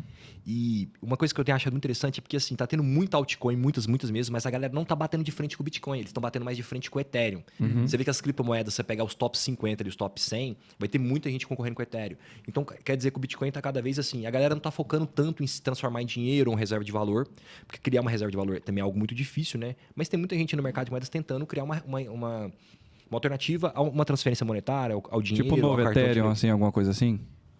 Cara, eu acho que principalmente resolvendo os problemas de escalabilidade que o Arthur falou. Por exemplo, Matic, né? Polygon, Rede Polygon. Os caras criaram justamente para ter umas transações mais baratas. Mas eventualmente a Polygon também vai se tornar meio como Ethereum, assim, não é? Tipo, não é só uma questão de oferta e demanda. Tipo, quando vai muita gente lá dentro, ela vai sobrecarregar de novo e vai ficar cara também. Na verdade, é porque ela é baseada na blockchain do Ethereum, né? Só que ela faz um checkpoint. Então, por exemplo, o cara mete o pau lá, vai transacionando Matic, aí ela vai e salva esse checkpoint na blockchain principal. Aí depois como a Lightning faz, né? Você usa o canal, usa a liquidez dentro do canal e a hora que você for fechar ele, aí sim você faz uma transação on-chain. A Polygon é uma sidechain, né? Massa. Ela a rede do Ethereum tá aqui, a Polygon tá aqui. Ela faz as transações, ela consegue ter uma rede, uma blockchain muito mais rápida, muito melhor, e depois ela só faz essas confirmações na rede do Ethereum. Mas estão tendo assim, mas há pouco eu falei, a Polygon é uma sidechain da rede do Ethereum que tá querendo ganhar vida própria, né? Tá ganhando vida própria. Mas existem várias outras concorrendo, a Terra, né? tá muito forte. A própria Solana que eu acho um projeto bem legal. A da Cardano, que tá atrasada, tá na correria aí para entrar nesse mercado também. Mas não tá tendo tanta gente batendo de frente com o Bitcoin, que é ser reserva de valor e tentar ser uma transferência monetária, é dinheiro, né? Um meio de troca. E isso, para mim, é um negócio também que está deixando o Bitcoin cada vez mais longe. Porque, por exemplo, o Ethereum, no ano passado, quando começou essa onda de DeFi, em 2020, né, que a gente chama até verão DeFi, o Ethereum estava sozinho. Ele estava tipo, todos os projetos estavam na rede do Ethereum, 90%, 100%. Começou 2021, 99%, 1% na rede da Binance, da BNB. BNB Chain agora, né, que era a Smart Chain, agora chama BNB Chain. Só que agora... Sabia, mudou o nome? Mudou. Eles falaram que ultrapassou a Binance. Já tem vida própria. Entendi. Para não ficar tão... Porque a Binance, muita gente fala que as redes dela ficam muito centralizadas, né? Para dar uma ideia de mais descentralização. E tem muitos... E assim, se você for agora um DeFi Lama, que é um site que só faz a avaliação de finanças descentralizadas, você vai conseguir ver vários... Você vai ver que o Ethereum vai estar com 55% e 60%. Então, assim, já tem uma galera comendo uma parte desse mercado. E é um mercado, eu gosto de falar muito nas minhas análises, é como se fosse uma dança das cadeiras, velho. Mercado de moedas. Você tá dançando, a música tá tocando. Você bobeou, você perdeu o seu lugar. Então tem Solana, tem Avalanche, a Solana tava dando alguns problemas, começou a perder. Então, assim, é um mercado de criptomoedas é muito concorrido e a concorrência para o Ethereum também está cada vez mais forte. O que eu estou anotando aqui para eu lembrar de falar é que a gente já falou isso em outros episódios aqui, mas é muito importante isso que você falou também, porque o Bitcoin ele está brigando com o dólar e ouro no status de reserva de valor mundial e de moeda de troca entre as empresas e grandes investidores institucionais e até países fazem reserva em dólar, por exemplo. E alguns países já estão fazendo reserva em Bitcoin também. Então, assim, o Bitcoin está brigando com esses bichos grandes, assim, entendeu? Ele está brigando por um mercado X. A guerra dele é outro. Exatamente. Enquanto isso, a competição do Ethereum é pelo sistema financeiro. Ou seja, são as instituições financeiras, os bancos, as fintechs, esses meios de pagamento.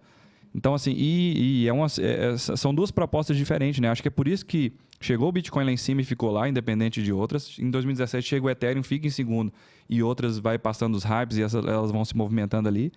E eu acho que vão surgir algumas outras assim, que vão se encaixar lá, vão se acoplar lá no terceiro, quarto lugar para alguns outros usos específicos e também vão continuar lá, sabe? No futuro a gente provavelmente vai ver alguma coisa desse tipo. Mas o que é importante é isso, né? Entender que o Bitcoin está jogando um jogo e o Ethereum está jogando outro. Os dois são criptomoedas, né? O Ether, né? Nesse caso. Mas as duas blockchains, elas conseguem subsistir e no sentido assim... É o que a gente fala, por exemplo. Se você está falando de... por exemplo, Bitcoin, eu estou acumulando Bitcoin para o longo prazo porque ele é deflacionário. Se você está acumulando uma moeda deflacionária, você não vai querer gastar ela, né? Tanto é que tem muitas empresas, muitas pessoas que falam para a gente... Vocês têm que colocar uma forma da pessoa gastar o Bitcoin, forma de pagamento e tal. Mas a demanda do mercado não é essa, sabe? A pessoa não... Porque é o seguinte, você tem uma moeda que amanhã ela vai comprar mais coisas. O poder de compra dela vai valorizar. Então, você não quer gastar aquela moeda, né? Enquanto isso, moeda fiduciária, especialmente no cenário de inflação ou até de hiperinflação, se você não gastar aquele dinheiro imediatamente na hora que você recebe ele, amanhã você vai comprar menos coisas. Então, você mencionou antes, né, o que aconteceu lá na época do Collor, que a sua família, por sorte, não foi muito afetada, mas quem passou por hiperinflação era assim, o cara recebia o salário e corria lá no supermercado e comprava, porque amanhã ia estar mais caro, ia ter remarcação de preço e tal, né? Então, o governo precisa dessa velocidade do dinheiro, por isso que eles imprimem mais dinheiro para aumentar a base monetária, acaba gerando inflação, né? Então, eles estimulam desse jeito, se você ficar com dinheiro na mão, você vai perder. Então, estimula a pessoa a continuar circulando a moeda. No caso do Bitcoin, as pessoas estão comprando para segurar por causa disso, porque ele vai valer mais no futuro, né? Mas, enquanto isso, paralelamente a isso, o Ethereum chega com uma proposta de computação descentralizada, né, e tal. Então, são duas teses de investimento que subsistem, que coexistem, né? Então, eu acho que é muito massa isso. Assim, entender que o Bitcoin vai continuar lá, jogando um jogo, o Ethereum está jogando outro jogo e vão surgir outras que vão ter outras utilidades e tal, né? Sim, com certeza, velho. É um mercado, como eu falei, a gente tem 18 mil criptomoedas, né, velho? É muita concorrência. É um mercado altamente disruptivo. Até o momento, o mercado de moedas não é regulado, né, a nível global, até em países. Então, é um mercado que você pode lançar uma criptomoeda a qualquer hora, você não precisa nem lançar empresa, não precisa nem falar quem é você. Tem muitos projetos aí que tem só um pseudônimo, igual o do Bitcoin, né? Uhum. Por exemplo, a Sushi Swap, né? Tem lá o Master Chef, lá, o Chef Sushi. Então, não tem, você pode lançar um projeto e colocar para rodar e fazer acontecer. Se der certo, pode até alcançar um espaço grande aí no mercado de moedas. Eu lembrei, você falou da moeda aí, eu lembrei que eles lançaram, porque o Will Smith e o Chris Rock deram uma confusão lá no Oscar, e aí lançaram o Chris Rock hino, você viu isso? Não, eu vi o Will Smith indo. Então é isso. Será que tem o Chris Rock? É porque depois Será eu que fiz tem uma os dois? brincadeira lá no grupo, falei assim, então eu vou criar Chris Rock voltando. Tipo, hino Nossa, voltando, né? Mas só não. goiano que fala assim. Ótimo, né, Thiago? O Thiago gostou dessa. Nota 2. Mas é muito estranho, né? Eu lembro quando lançou... Foi a Mito 22 também, né? Que é a do Bolsonaro, eles lançaram a moeda lá. Eu lembro. Fala isso não que o Arthur vai comprar, hein? Obrigado. Lançou a Mito 22. Eu tava conversando com... A gente tem um Aquela amigo... cachorro caramelo também, né? O caramelo, como é que é? Real com U, né? Real. Aí tem Doge também, né? Que foi meme no começo. Aí o Elon Musk transformou no projeto de vida dele por algum motivo. E eu não entendi. Mas assim... Esse é o negócio, né? A gente zoa, fala, nossa, que moeda... Sabe aquele meme que tá o cara feliz por fora e a máscara que tá chorando? Eu tô tipo assim, exatamente. esse lixo de Doge, nossa, por que eu não comprei? Não, eu já vou entrar agora nessa pergunta pro Arthur aqui, porque ele faz análise de moeda, que eu vou perguntar pra ele umas 3 ou 5 moedas aí pra gente investir, ou na verdade pro Biscoint adicionar lá dentro da plataforma. Porque tá paia já, assim, tipo... Igual nós brincamos de Shiba Inu aqui, 48.000%, velho.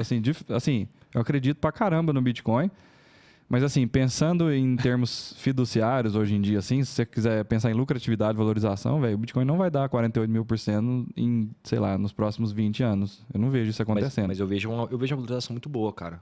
Uma valorização que, por exemplo, essas moedas menores, não dá pra você botar muita grana. Não. Você vai botar, é uma aposta. Ah, entendi. Agora, então é uma Bitcoin... aposta convexa, assim. Você aposta pouco, se você perder, você perde pouco, se você ganhar, você ganha muito. Cara, eu não gosto muito dessa ideia, né? Eu gosto de estar no jogo pra entrar, eu gosto de entrar pra entrar. Eu gosto de entrar com tudo. Você vai botar um trem, você tá meio aqui, meio pé atrás, eu não gosto, né? Mas como eu te falei, o mercado de moedas, infelizmente, não tem tanto projeto Então consolidado. você estuda mesmo os projetos antes de colocar qualquer quantia de dinheiro. Sim, minha estratégia ela é 100% longo prazo. Eu quero entrar nos projetos e ficar o máximo de tempo possível. Isso é massa, hein? Então você não assim, entra em moeda por entrar. Porque a gente vê muito essa estratégia, né? O povo fala, eu vou aqui no CoinMarketCap, vejo as não sei quantas, compro $50 em cada e deixo lá e depois vendo tudo, não sei o quê. Cara, Então... eu acho assim, é muito aleatório, né? E o mercado, ao mesmo tempo que você pode gastar, você pode tem que torcer para acertar uma, que se não acertar também você vai ficar no prejuízo. A hora que, ainda mais que o mercado está agora no inverno cripto, a queda é muito forte. E assim, até antes de continuar, eu tenho uma tese muito engraçada em relação às meme coins, né? Que muita gente tem muito preconceito, né, cara? E eu já fiz muito estudo, velho. E uma coisa que eu acho interessante é que o mercado, ele tem algumas coisas, principalmente com o mercado de criptomoedas, mas o mercado tradicionalmente também puxou isso. Que é aquele acontecimento que teve aquela vez daquela GameStop, não sei se vocês lembram, ela explodiu, né? Então, assim, tem muita questão de comunidade. O mercado de criptomoedas, essa questão de comunidade é muito forte. E eu não sei se vocês sabem, mas a Shiba hoje é a terceira comunidade do mercado de moedas. Bitcoin é o maior, Ethereum a segunda e a Shiba é a terceira. Isso é o quê? Assim, a quantidade de gente... Torcendo pela criptomoeda. Você entra lá no Twitter e tem 10 milhões de seguidores, 3 milhões de seguidores. Tem uma comunidade NFT dele, super, super famosa, acho que não sei o quê... Acho que é Shiba Club, um trem assim. Cara, eles têm muita coisa. Eles tá com swap. Então você está falando que, assim como o efeito rede do Bitcoin acaba protegendo ele de certa forma, o efeito religioso até do Ethereum também acaba protegendo ele no sentido de valorização de longo prazo. Tem alguns projetos que, por causa disso, também se beneficiam disso. É porque assim, você vai fazer uma análise de uma criptomoeda, você vai fazer uma análise de uma ação, fazer valuation, fazer essas análises hoje financeiras de ativos, ainda é muito complexo. No mercado de ações está, vamos dizer assim, mais ou menos consolidado, porque valuation tem hora que não bate. Então, assim, é um negócio que tem... Mas tem uma matemática por trás. No mercado de criptomoedas, a gente não tem essa matemática. É meio especulação zona mesmo, meio hype e efeito rede. Ou não é só isso? Cara, tem muitas coisas para se analisar, mas não tem uma matemática pronta, um valuation. Eu entro aqui, falo aqui quanto que você está gerando de caixa, tem tantos funcionários. Não tem isso. Deveria estar valendo tanto. Não existe isso. Não existe isso. Então você tem que ir entendendo mais ou menos o que faz. Por exemplo, a Shiba tem a terceira maior comunidade do mercado de moedas. Foi um dos projetos que mais valorizou ano passado. Pra você ter uma noção, se você tivesse investido em $1.000 em Shiba no começo do ano, chegaria um momento, acho que em setembro, no máximo da alta, você teria $65 milhões. Existe esse investimento? Aquele exemplo é insano. Agora caiu, né? Tipo esse, eu tô morto por dentro, assim, tipo... Cara, então, tipo assim, aí 2021, faz sentido, né? Numa tese dessa. Uhum. E aí uma coisa que eu fiz uma análise, já rodei o mercado de moedas inteiro, é que essas meme coins, sempre no momento de alta, elas valorizam muito. A Doge valorizou muito em 2017, valorizou de novo agora, e aí a Shiba tá assumindo o lugar da Doge, né? A Shiba já é maior que a Doge. Não sei se ela já tá maior, tá quase maior, não sei se estão... E quando você decide, por exemplo, colocar estratégia de saída, você chega a olhar gráfico e tal, e aí você define o preço, você define o preço em dólar ou você converte ele em Bitcoin? Cara, se eu sair de um projeto não é pelo preço, é pela perda de fundamentos. Por exemplo, um exemplo, vou te dar alguns exemplos de projetos que já foram muito legais, hoje não estão legais. 2017, o Dash bombava, a Dash bombava. A Dash de 2017 para cá caiu, velho. Mesmo quando o mercado estava em alta, caiu. Um projeto que bombou, vi gente enriquecer na época. Chama Rayblocks, agora chama Nano. Ela queria fazer um meio de troca. Bombou, tem gente aí tentando ressuscitar ela. Vira e mexe, fala da Nano. A Nano não foi para frente. A gente Litecoin. tem um programador nosso, o Augusto, tipo, ele falou que investiu em Nano, ganhou muito dinheiro em termos nominais, mas depois a moeda caiu e tal. Né? Não volta. Eu vi a Nano sair de 5 centavos a $32, velho. Quem soube ali, só que não volta. Aí tem gente tentando ressuscitar ela, o que eu acho muito difícil. Eu não chego nem perto. E um outro projeto é a Litecoin. A Litecoin era bem legalzinha em 2017, hoje já não está fazendo muito mais sentido. Não conseguiu acompanhar o mercado, né? E como reserva de valor hoje. Porque a Litecoin era vista como a prata, né? O Bitcoin o ouro, a Litecoin é a prata. Então o mercado não está enxergando valor nela. Ela não conseguiu agregar valor ali, né? Não tá conseguindo. E só para entender, então você chegou a entrar nesses 3 projetos ou você só está trazendo alguns, aí você saiu? Não, a Litecoin eu saí, eu fiquei um bom tempo nela. Eu fiquei desde 2017, eu saí o ano passado, 2020, 2021. A Dash foi só investi em 2017, 2018. Depois eu vendi. A Nano, eu comprei um pouquinho só e saí também. Nunca. O Biscoint está estudando colocar outras moedas na plataforma, então eu queria pedir sua opinião sobre isso. Sobre esses 700 e tantos vídeos, faltam 17.300 pelas minhas contas para você alcançar todas as moedas aí. Estamos chegando, vamos chegar lá, velho. Assim, quando eu tiver com a idade do Warren Buffett, eu vou estar lá. Se a hora que eu terminar, eu tomo uma coquinha. Falta só 12 mil agora. Né? Eu tomo uma coquinha de cereja. Enfim, se você fosse selecionar, sei lá, 3 moedas ou 5 moedas para o Biscoint colocar lá dentro, você selecionaria por market cap ou por outro motivo, ou talvez por esse efeito rede? E quais são elas? Cara, acho que a gente devia ter lá? Um projeto que eu gosto muito, ainda tem gente que acha, assim, porque ela passou por uns problemas, né? A Solana, eu acho que é um projeto muito legal. Tá? Tem, assim, foi um projeto que cresceu muito rápido. Tá muito legal, eu acompanho muito, assim. A Solana, por exemplo, o NFTs bombou, né? Na rede do Ethereum. E a rede da Solana lançou aquele DGNAP, Degenerated AP, que aqueles são os gorilas 3D. Foi a NFT que chegou mais rápido a $1 milhão. É um projeto que cresce muito, tem muito jogo sendo lançado, tem muita coisa acontecendo. É um concorrente, é uma rede muito rápida, não sei se vocês já utilizaram. Cara, é muito rápido. A hora que você utiliza é muito bom. Tá passando por problemas. Eles tiveram um hack, não teve? No Wormhole, alguma coisa assim? Cara, eles travaram em setembro, travaram a rede, tiveram que desligar a rede, ficou acho que um dia parado, voltou, travou esses dias de novo. Eu não lembro de algum hack, eu não sei... É porque foi um hack entre uma bridge, né? Entre a rede Solana e a rede Ethereum. Aí pegaram... Igual que aconteceu do Axie Infinity esses dias, né? Não é o hack na blockchain, né? Ele é sempre nessas bridges, porque era o Rapid Ethereum, né? Então pegava o Ethereum que tava na rede Solana, fica travado lá, e os caras roubaram.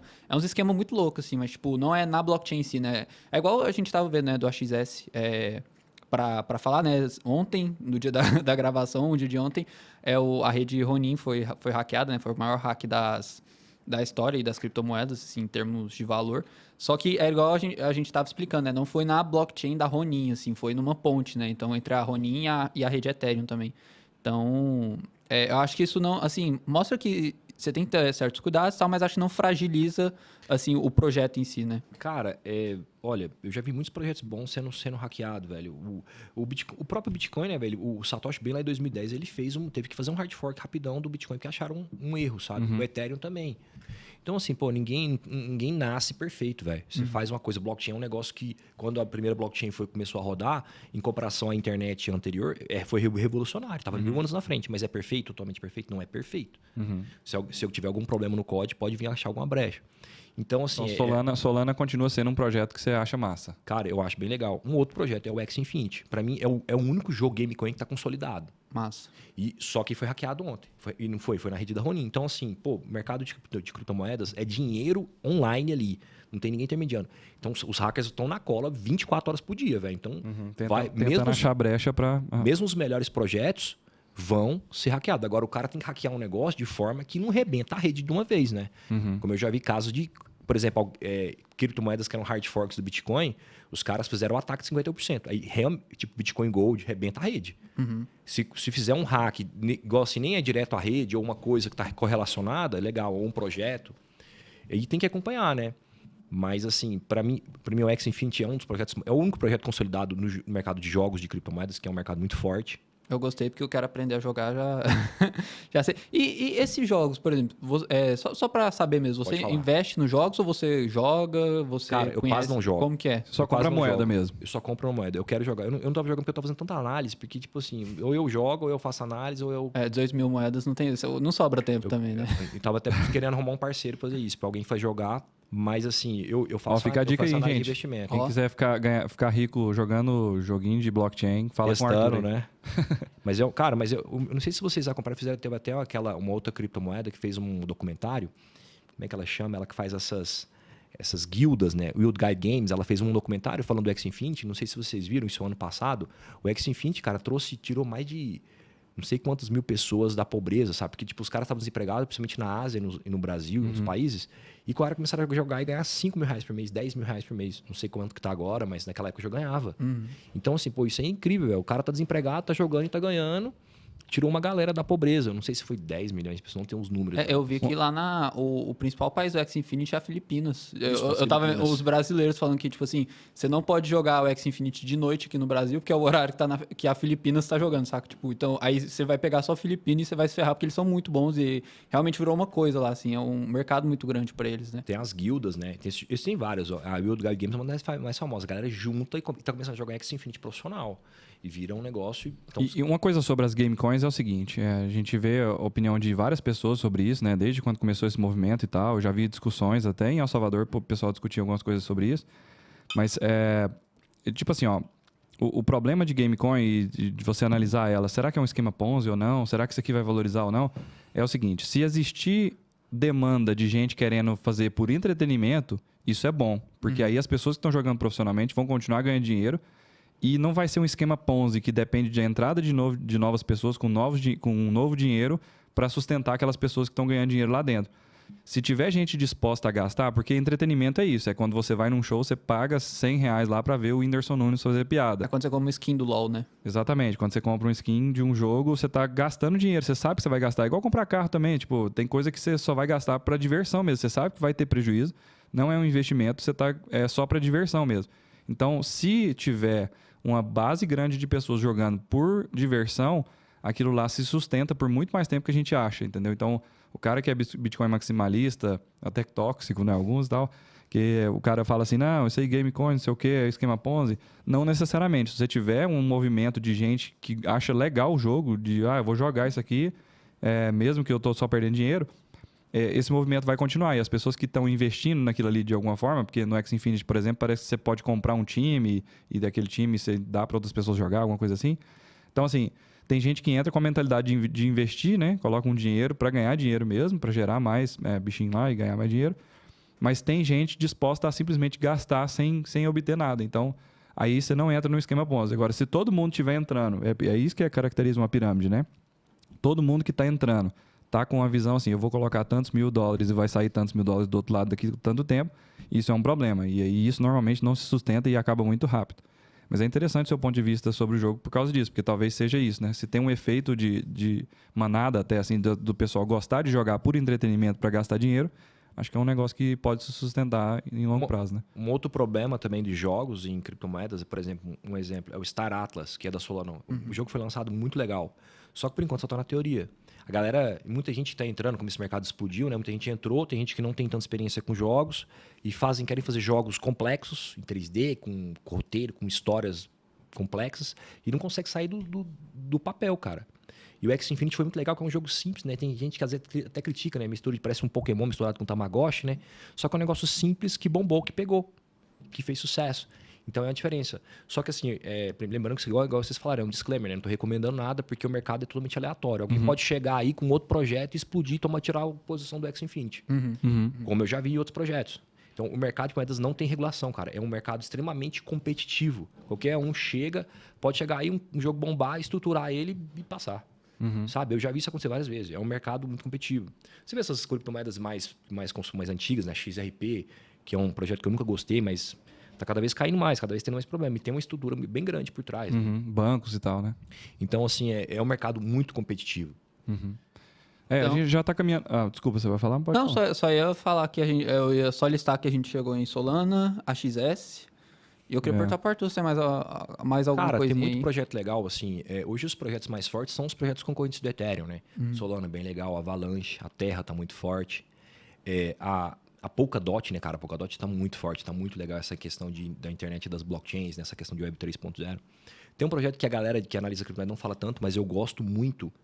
Lembrando, isso aqui não é recomendação, é um disclaimer, tá? Chama Ilion, a Ilion HNT, né, cara? Não sei se vocês já viram esse projeto. Eu já ouvi falar, mas eu nunca Engraçado, eu ia comentar sobre isso, eu esqueci, ainda bem que você me lembrou. O Gustavo, que é nosso programador, ele veio aqui no nosso podcast também falar sobre Ethereum, especialista nisso. E ele me mencionou isso, ele estava no escritório esses dias.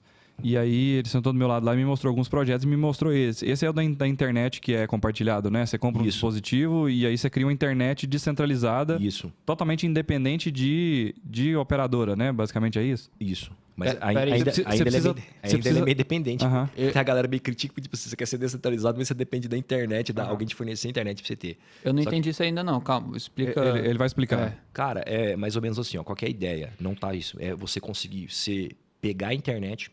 Eu não sei se vocês sabem, mas, por exemplo, o sistema de telecomunicações, de telefonia para celular hoje é baseado em antenas. Tá até nos Estados Unidos, aqui no Brasil, tem fundos imobiliários. Nos Estados Unidos tem o REITs, né? E um dos maiores REITs é de antenas. O primeiro e o segundo eu acho que são de antenas, são antenas. Então, é um sistema super concentrado e que dá muita grana. Pô. Imagina, hoje todo mundo tem celular, depende tanto de celular. Então, a ideia dos caras é descentralizar essa parte. Entendeu? Em vez de... Porque, por exemplo, aqui em Goiânia tem vários pontos aí em Goiânia que tem antena, tem umas anteninhas menores, tal. Teve uma época que tava uma briga aí por causa de questão ambiental. A TIM pode instalar aqui porque tem árvore, não sei o quê, tal. E o que os caras fizeram? Eles fizeram um roteador, o que a pessoa pode instalar na casa dele e quer que esse roteador funcione como se fosse... Quer não, tá funcionando já. Como se fosse um portador de sinal 4G e 5G. Entendi. E esse negócio bombou quando eles lançaram na Amazon americana, deu sold out. E tem vários fabricantes fazendo esses roteadores. E é um negócio de R$2.000, mais ou menos, que eu vi, assim, olhando no Google, assim, Shopee, alguma coisa assim, sabe? R$2.000. E só que aí parece que ele é tipo assim, você instala na sua casa, você precisa de conectar a internet nele, né? Só que aí, dentro dessa rede, ela é totalmente descentralizada, assim, o que está acontecendo lá é muito anônimo e tal, a pessoa consegue transacionar algumas informações lá dentro, né? Mas basicamente é hash, né? Não é pra você navegar na internet através dela, não é isso?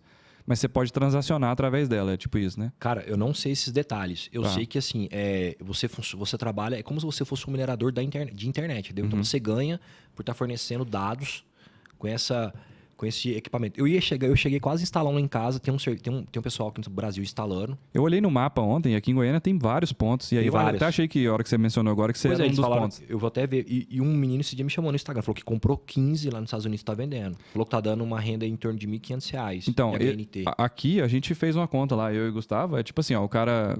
De novo, eu não tô recomendando isso, a gente nem fez, a gente nem sabe se isso é verdade. A gente só olhou no explorador de blocos deles lá, explorador de...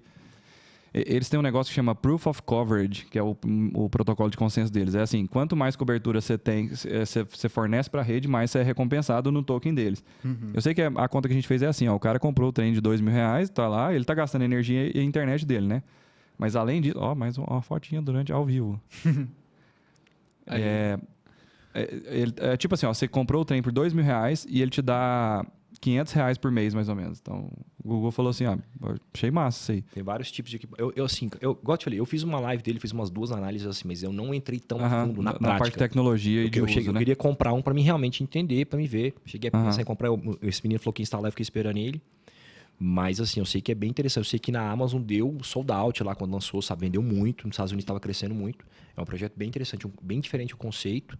Eu acho que faz sentido, eu não sei se vocês já viram, tem uma série na HBO que chama Silicon Valley, mas eles fazem lá um Pied Piper lá, que é uma internet descentralizada, um celular conectando com o outro, porque é isso que é a internet, né? São vários dispositivos ligados um com o outro, através de um protocolo. Então, o que eu e o Google chegamos à conclusão é o seguinte, esse projeto pode dar muito certo, porque é o seguinte, tem uma das ameaças, entre aspas, que existe para o Bitcoin é o seguinte, você tem que desligar a internet inteira no mundo. E você consegue fazer isso, porque existem alguns hubs. É uma destruição do próprio Estado, se o Estado quiser fazer isso. Todos os Estados teriam que se unir, destruir todos os pontos e tal. É um trem meio catastrófico, assim, meio utópico até.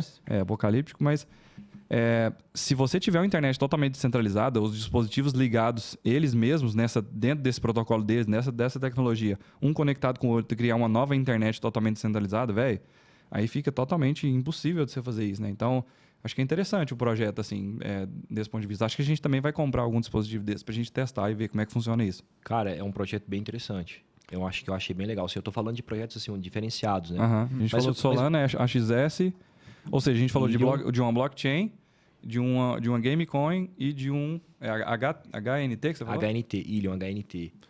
E, cara, os outros projetos são mais projetos concorrentes do Ethereum mesmo, que eu acredito muito forte, né?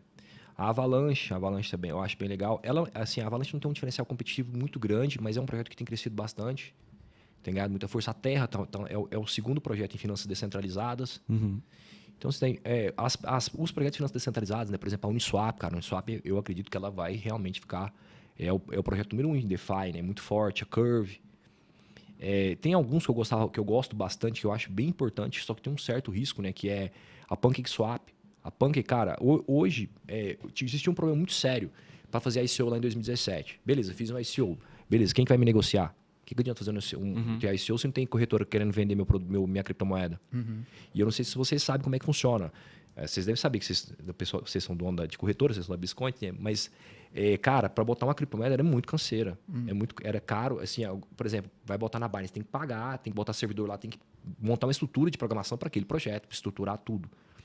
E com a PancakeSwap hoje, com finanças descentralizadas, você cria um token e já cria liquidez para ela na hora, né? Assim, sim, você já consegue movimentar. Liquidez, se você fizer o projeto bombar, você vai conseguir, mas eu não preciso pegar autorização de ninguém. Eu preciso na hora, pega meu projeto, negocia meu projeto aí. Mas você pode fazer staking, não é? Você estimula através de staking, o pessoal cria liquidez. Tem várias formas, né? Mas assim, eu posso lançar um projeto aqui, joga na Pancake e outros exchanges. Eu consigo fazer isso também, como a Uniswap, mas como a rede do Ethereum está travada por questão de escalabilidade, de taxa, mas eu consigo fazer isso na PancakeSwap, que é o que a galera mais busca para lançar projetinhos novos, né?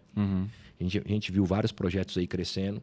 Então, ela tem uma função bem interessante. Mas eu acho um ativo bem arriscado ainda. E de novo, assim, perguntando sobre esses projetos. Todos eles, você está apostando neles para trocar por dólares ou reais no futuro? Ou você está pensando em Bitcoin? Por exemplo, quando você faz uma saída, quando você vende, você fecha a sua posição, você converte em Bitcoin necessariamente ou não? Cara, a minha vontade é ficar posicionado neles mesmo, né? Mas se eu for converter, vai ser Bitcoin ou Ethereum. Massa. Porque, como eu falei, é o que é consolidado no mercado hoje. Né? E por exemplo, quem faz hold de ações no mercado busca isso. Quem são as empresas que realmente estão consolidadas? No mercado de moedas, essa é a minha busca. Só que é uma busca muito mais difícil, né? É um mercado muito aleatório, muito concorrido, muito competitivo. Como eu falei, o cara tá com uma tecnologia massa, aqui chega cria uma tecnologia e arrebenta. Puxa tudo. Um exemplo muito bom que a gente teve disso agora ultimamente foi a Open. Não sei se vocês sabem do volume que a OpenSea está negociando, né? Quem mais queimou taxa do Ethereum, por exemplo, foi a OpenSea. E lançaram agora uma outra de NFTs na Ethereum, esqueci o nome dela, cara. Como é que eu fiz até a análise dela? Eu sei que assim, ela foi lançada, no outro dia ela passou o volume de negociação da OpenSea. Então, assim, o mercado de moedas é insano, velho. É insano a concorrência, sabe? Até o que eles tem um nome para isso, né? Chama Vampire Attack, né? Que o cara chega e consegue sugar o volume da outra. É muito insano, porque tipo, é muito competitivo. Eu lanço um produto um pouco melhor, com uma diferenciação bem feita, de repente, uma semana, tava explodindo. Então, assim, pensando nisso, um mercado insano, pensando nisso tudo que a gente está falando, né? Outros projetos que podem alavancar e tal, e também mantendo em mente essa estratégia de alocar a maior parte em Bitcoin e uma maior parte em Ethereum, enfim, e depois essas moedas alocar uma parte mais convexa, né? Um pouco menos, mas esperando valorizações maiores. Então, chegando no final aqui, eu queria perguntar isso. Então, dá para aposentar em cripto? Você acha que qual que seria a estratégia para o cara se aposentar com criptomoedas? Cara, para quem nunca investiu, tem uma estratégia muito fácil. Abre conta lá na Biscoint, que é a corretora mais fácil de utilizar. Faça aportes mensais. O máximo que você conseguir juntar. Se você conseguir juntar R$100 todos os meses, aporte R$100 todos os meses só em Bitcoin. Não precisa, se você se estudar, se você aprofundar nisso, melhor ainda, porque você vai se apaixonar. Mas se você não conseguir, pelo menos ter uma noção do que você está fazendo, é ótimo. E aportes mensais, Bitcoin e Ethereum. Ou, se você quer ficar só em Bitcoin, eu tenho certeza que você vai ter um resultado muito bom. Aí lógico, não é um resultado rápido. Um resultado aí. Eu gosto de falar para meus alunos, para quem me segue, que é 5 anos. Massa. O que a gente compara com o mercado tradicional, quanto tempo você vai fazer um hold massa de mercado tradicional? 20, 30 anos. No mercado de moedas faz em 4, 5 anos. Você vai fazer um negócio muito legal. Muito massa. Você pagou quanto pra ele? Pois fez uma propaganda de graça do Biscoint. Não, mas o Arthur é cliente do Biscoint já 2020, 2021, né? Cara, eu acho que desde quando tinha um comparador, eu já usava há muito tempo, né? Quando lançou, rapidinho eu fiz minha conta e eu utilizo bastante. Muito massa. Massa demais, gostei. Acho que eu consigo aposentar, então acho que não vou precisar trabalhar tanto que eu achei que eu ia precisar, não.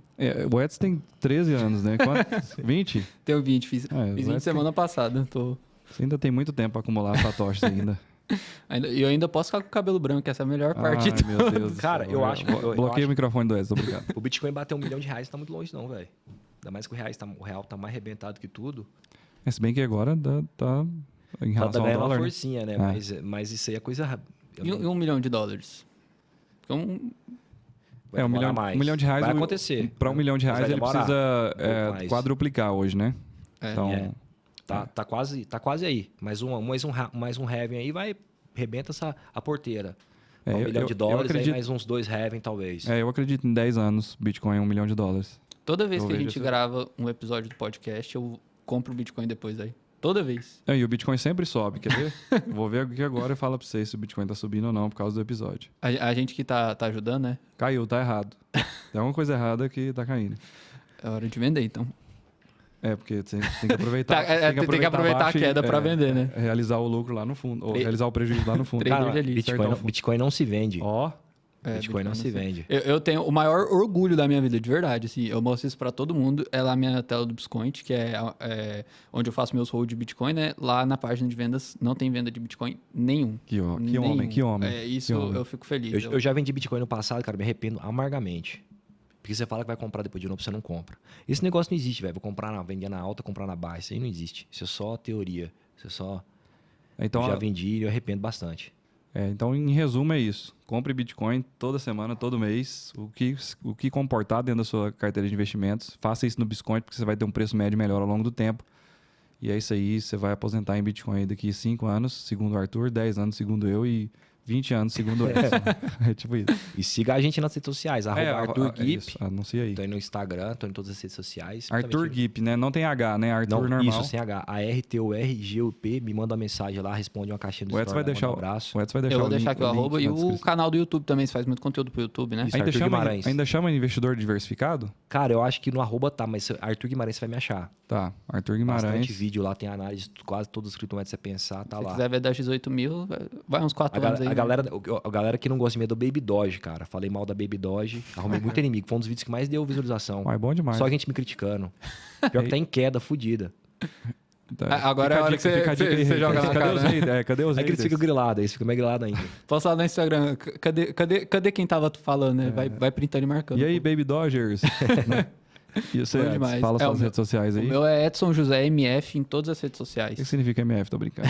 um dia eu vou contar. É Moraes Filho. Contei. Não, você não tinha que pode ter feito falar. um mistério. Não, Corta essa parte, estragou. não, tô brincando. Eu vou colocar um pi quando você for falar.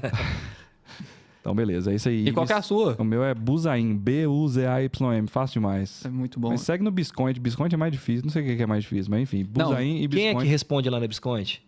Normalmente é eu e o Edson. É, a gente ou divide. eu, ou sou eu, Ah, ou é o então Edson. tá. É. Ou é eu, ou é o Edson. Quando a resposta for muito boa, bem pensada, trabalhada, É o Israel. entender. Aí fui eu. Aí você entendeu? já sabe. Aí quando for usando algum filtro que tenha cabelo, é o Israel. É isso que ele faz no Só que o Instagram. cara não vai ver o filtro. Eu até perguntei pra ele esses dias, né? Falei, Bitcoin faz crescer cabelo?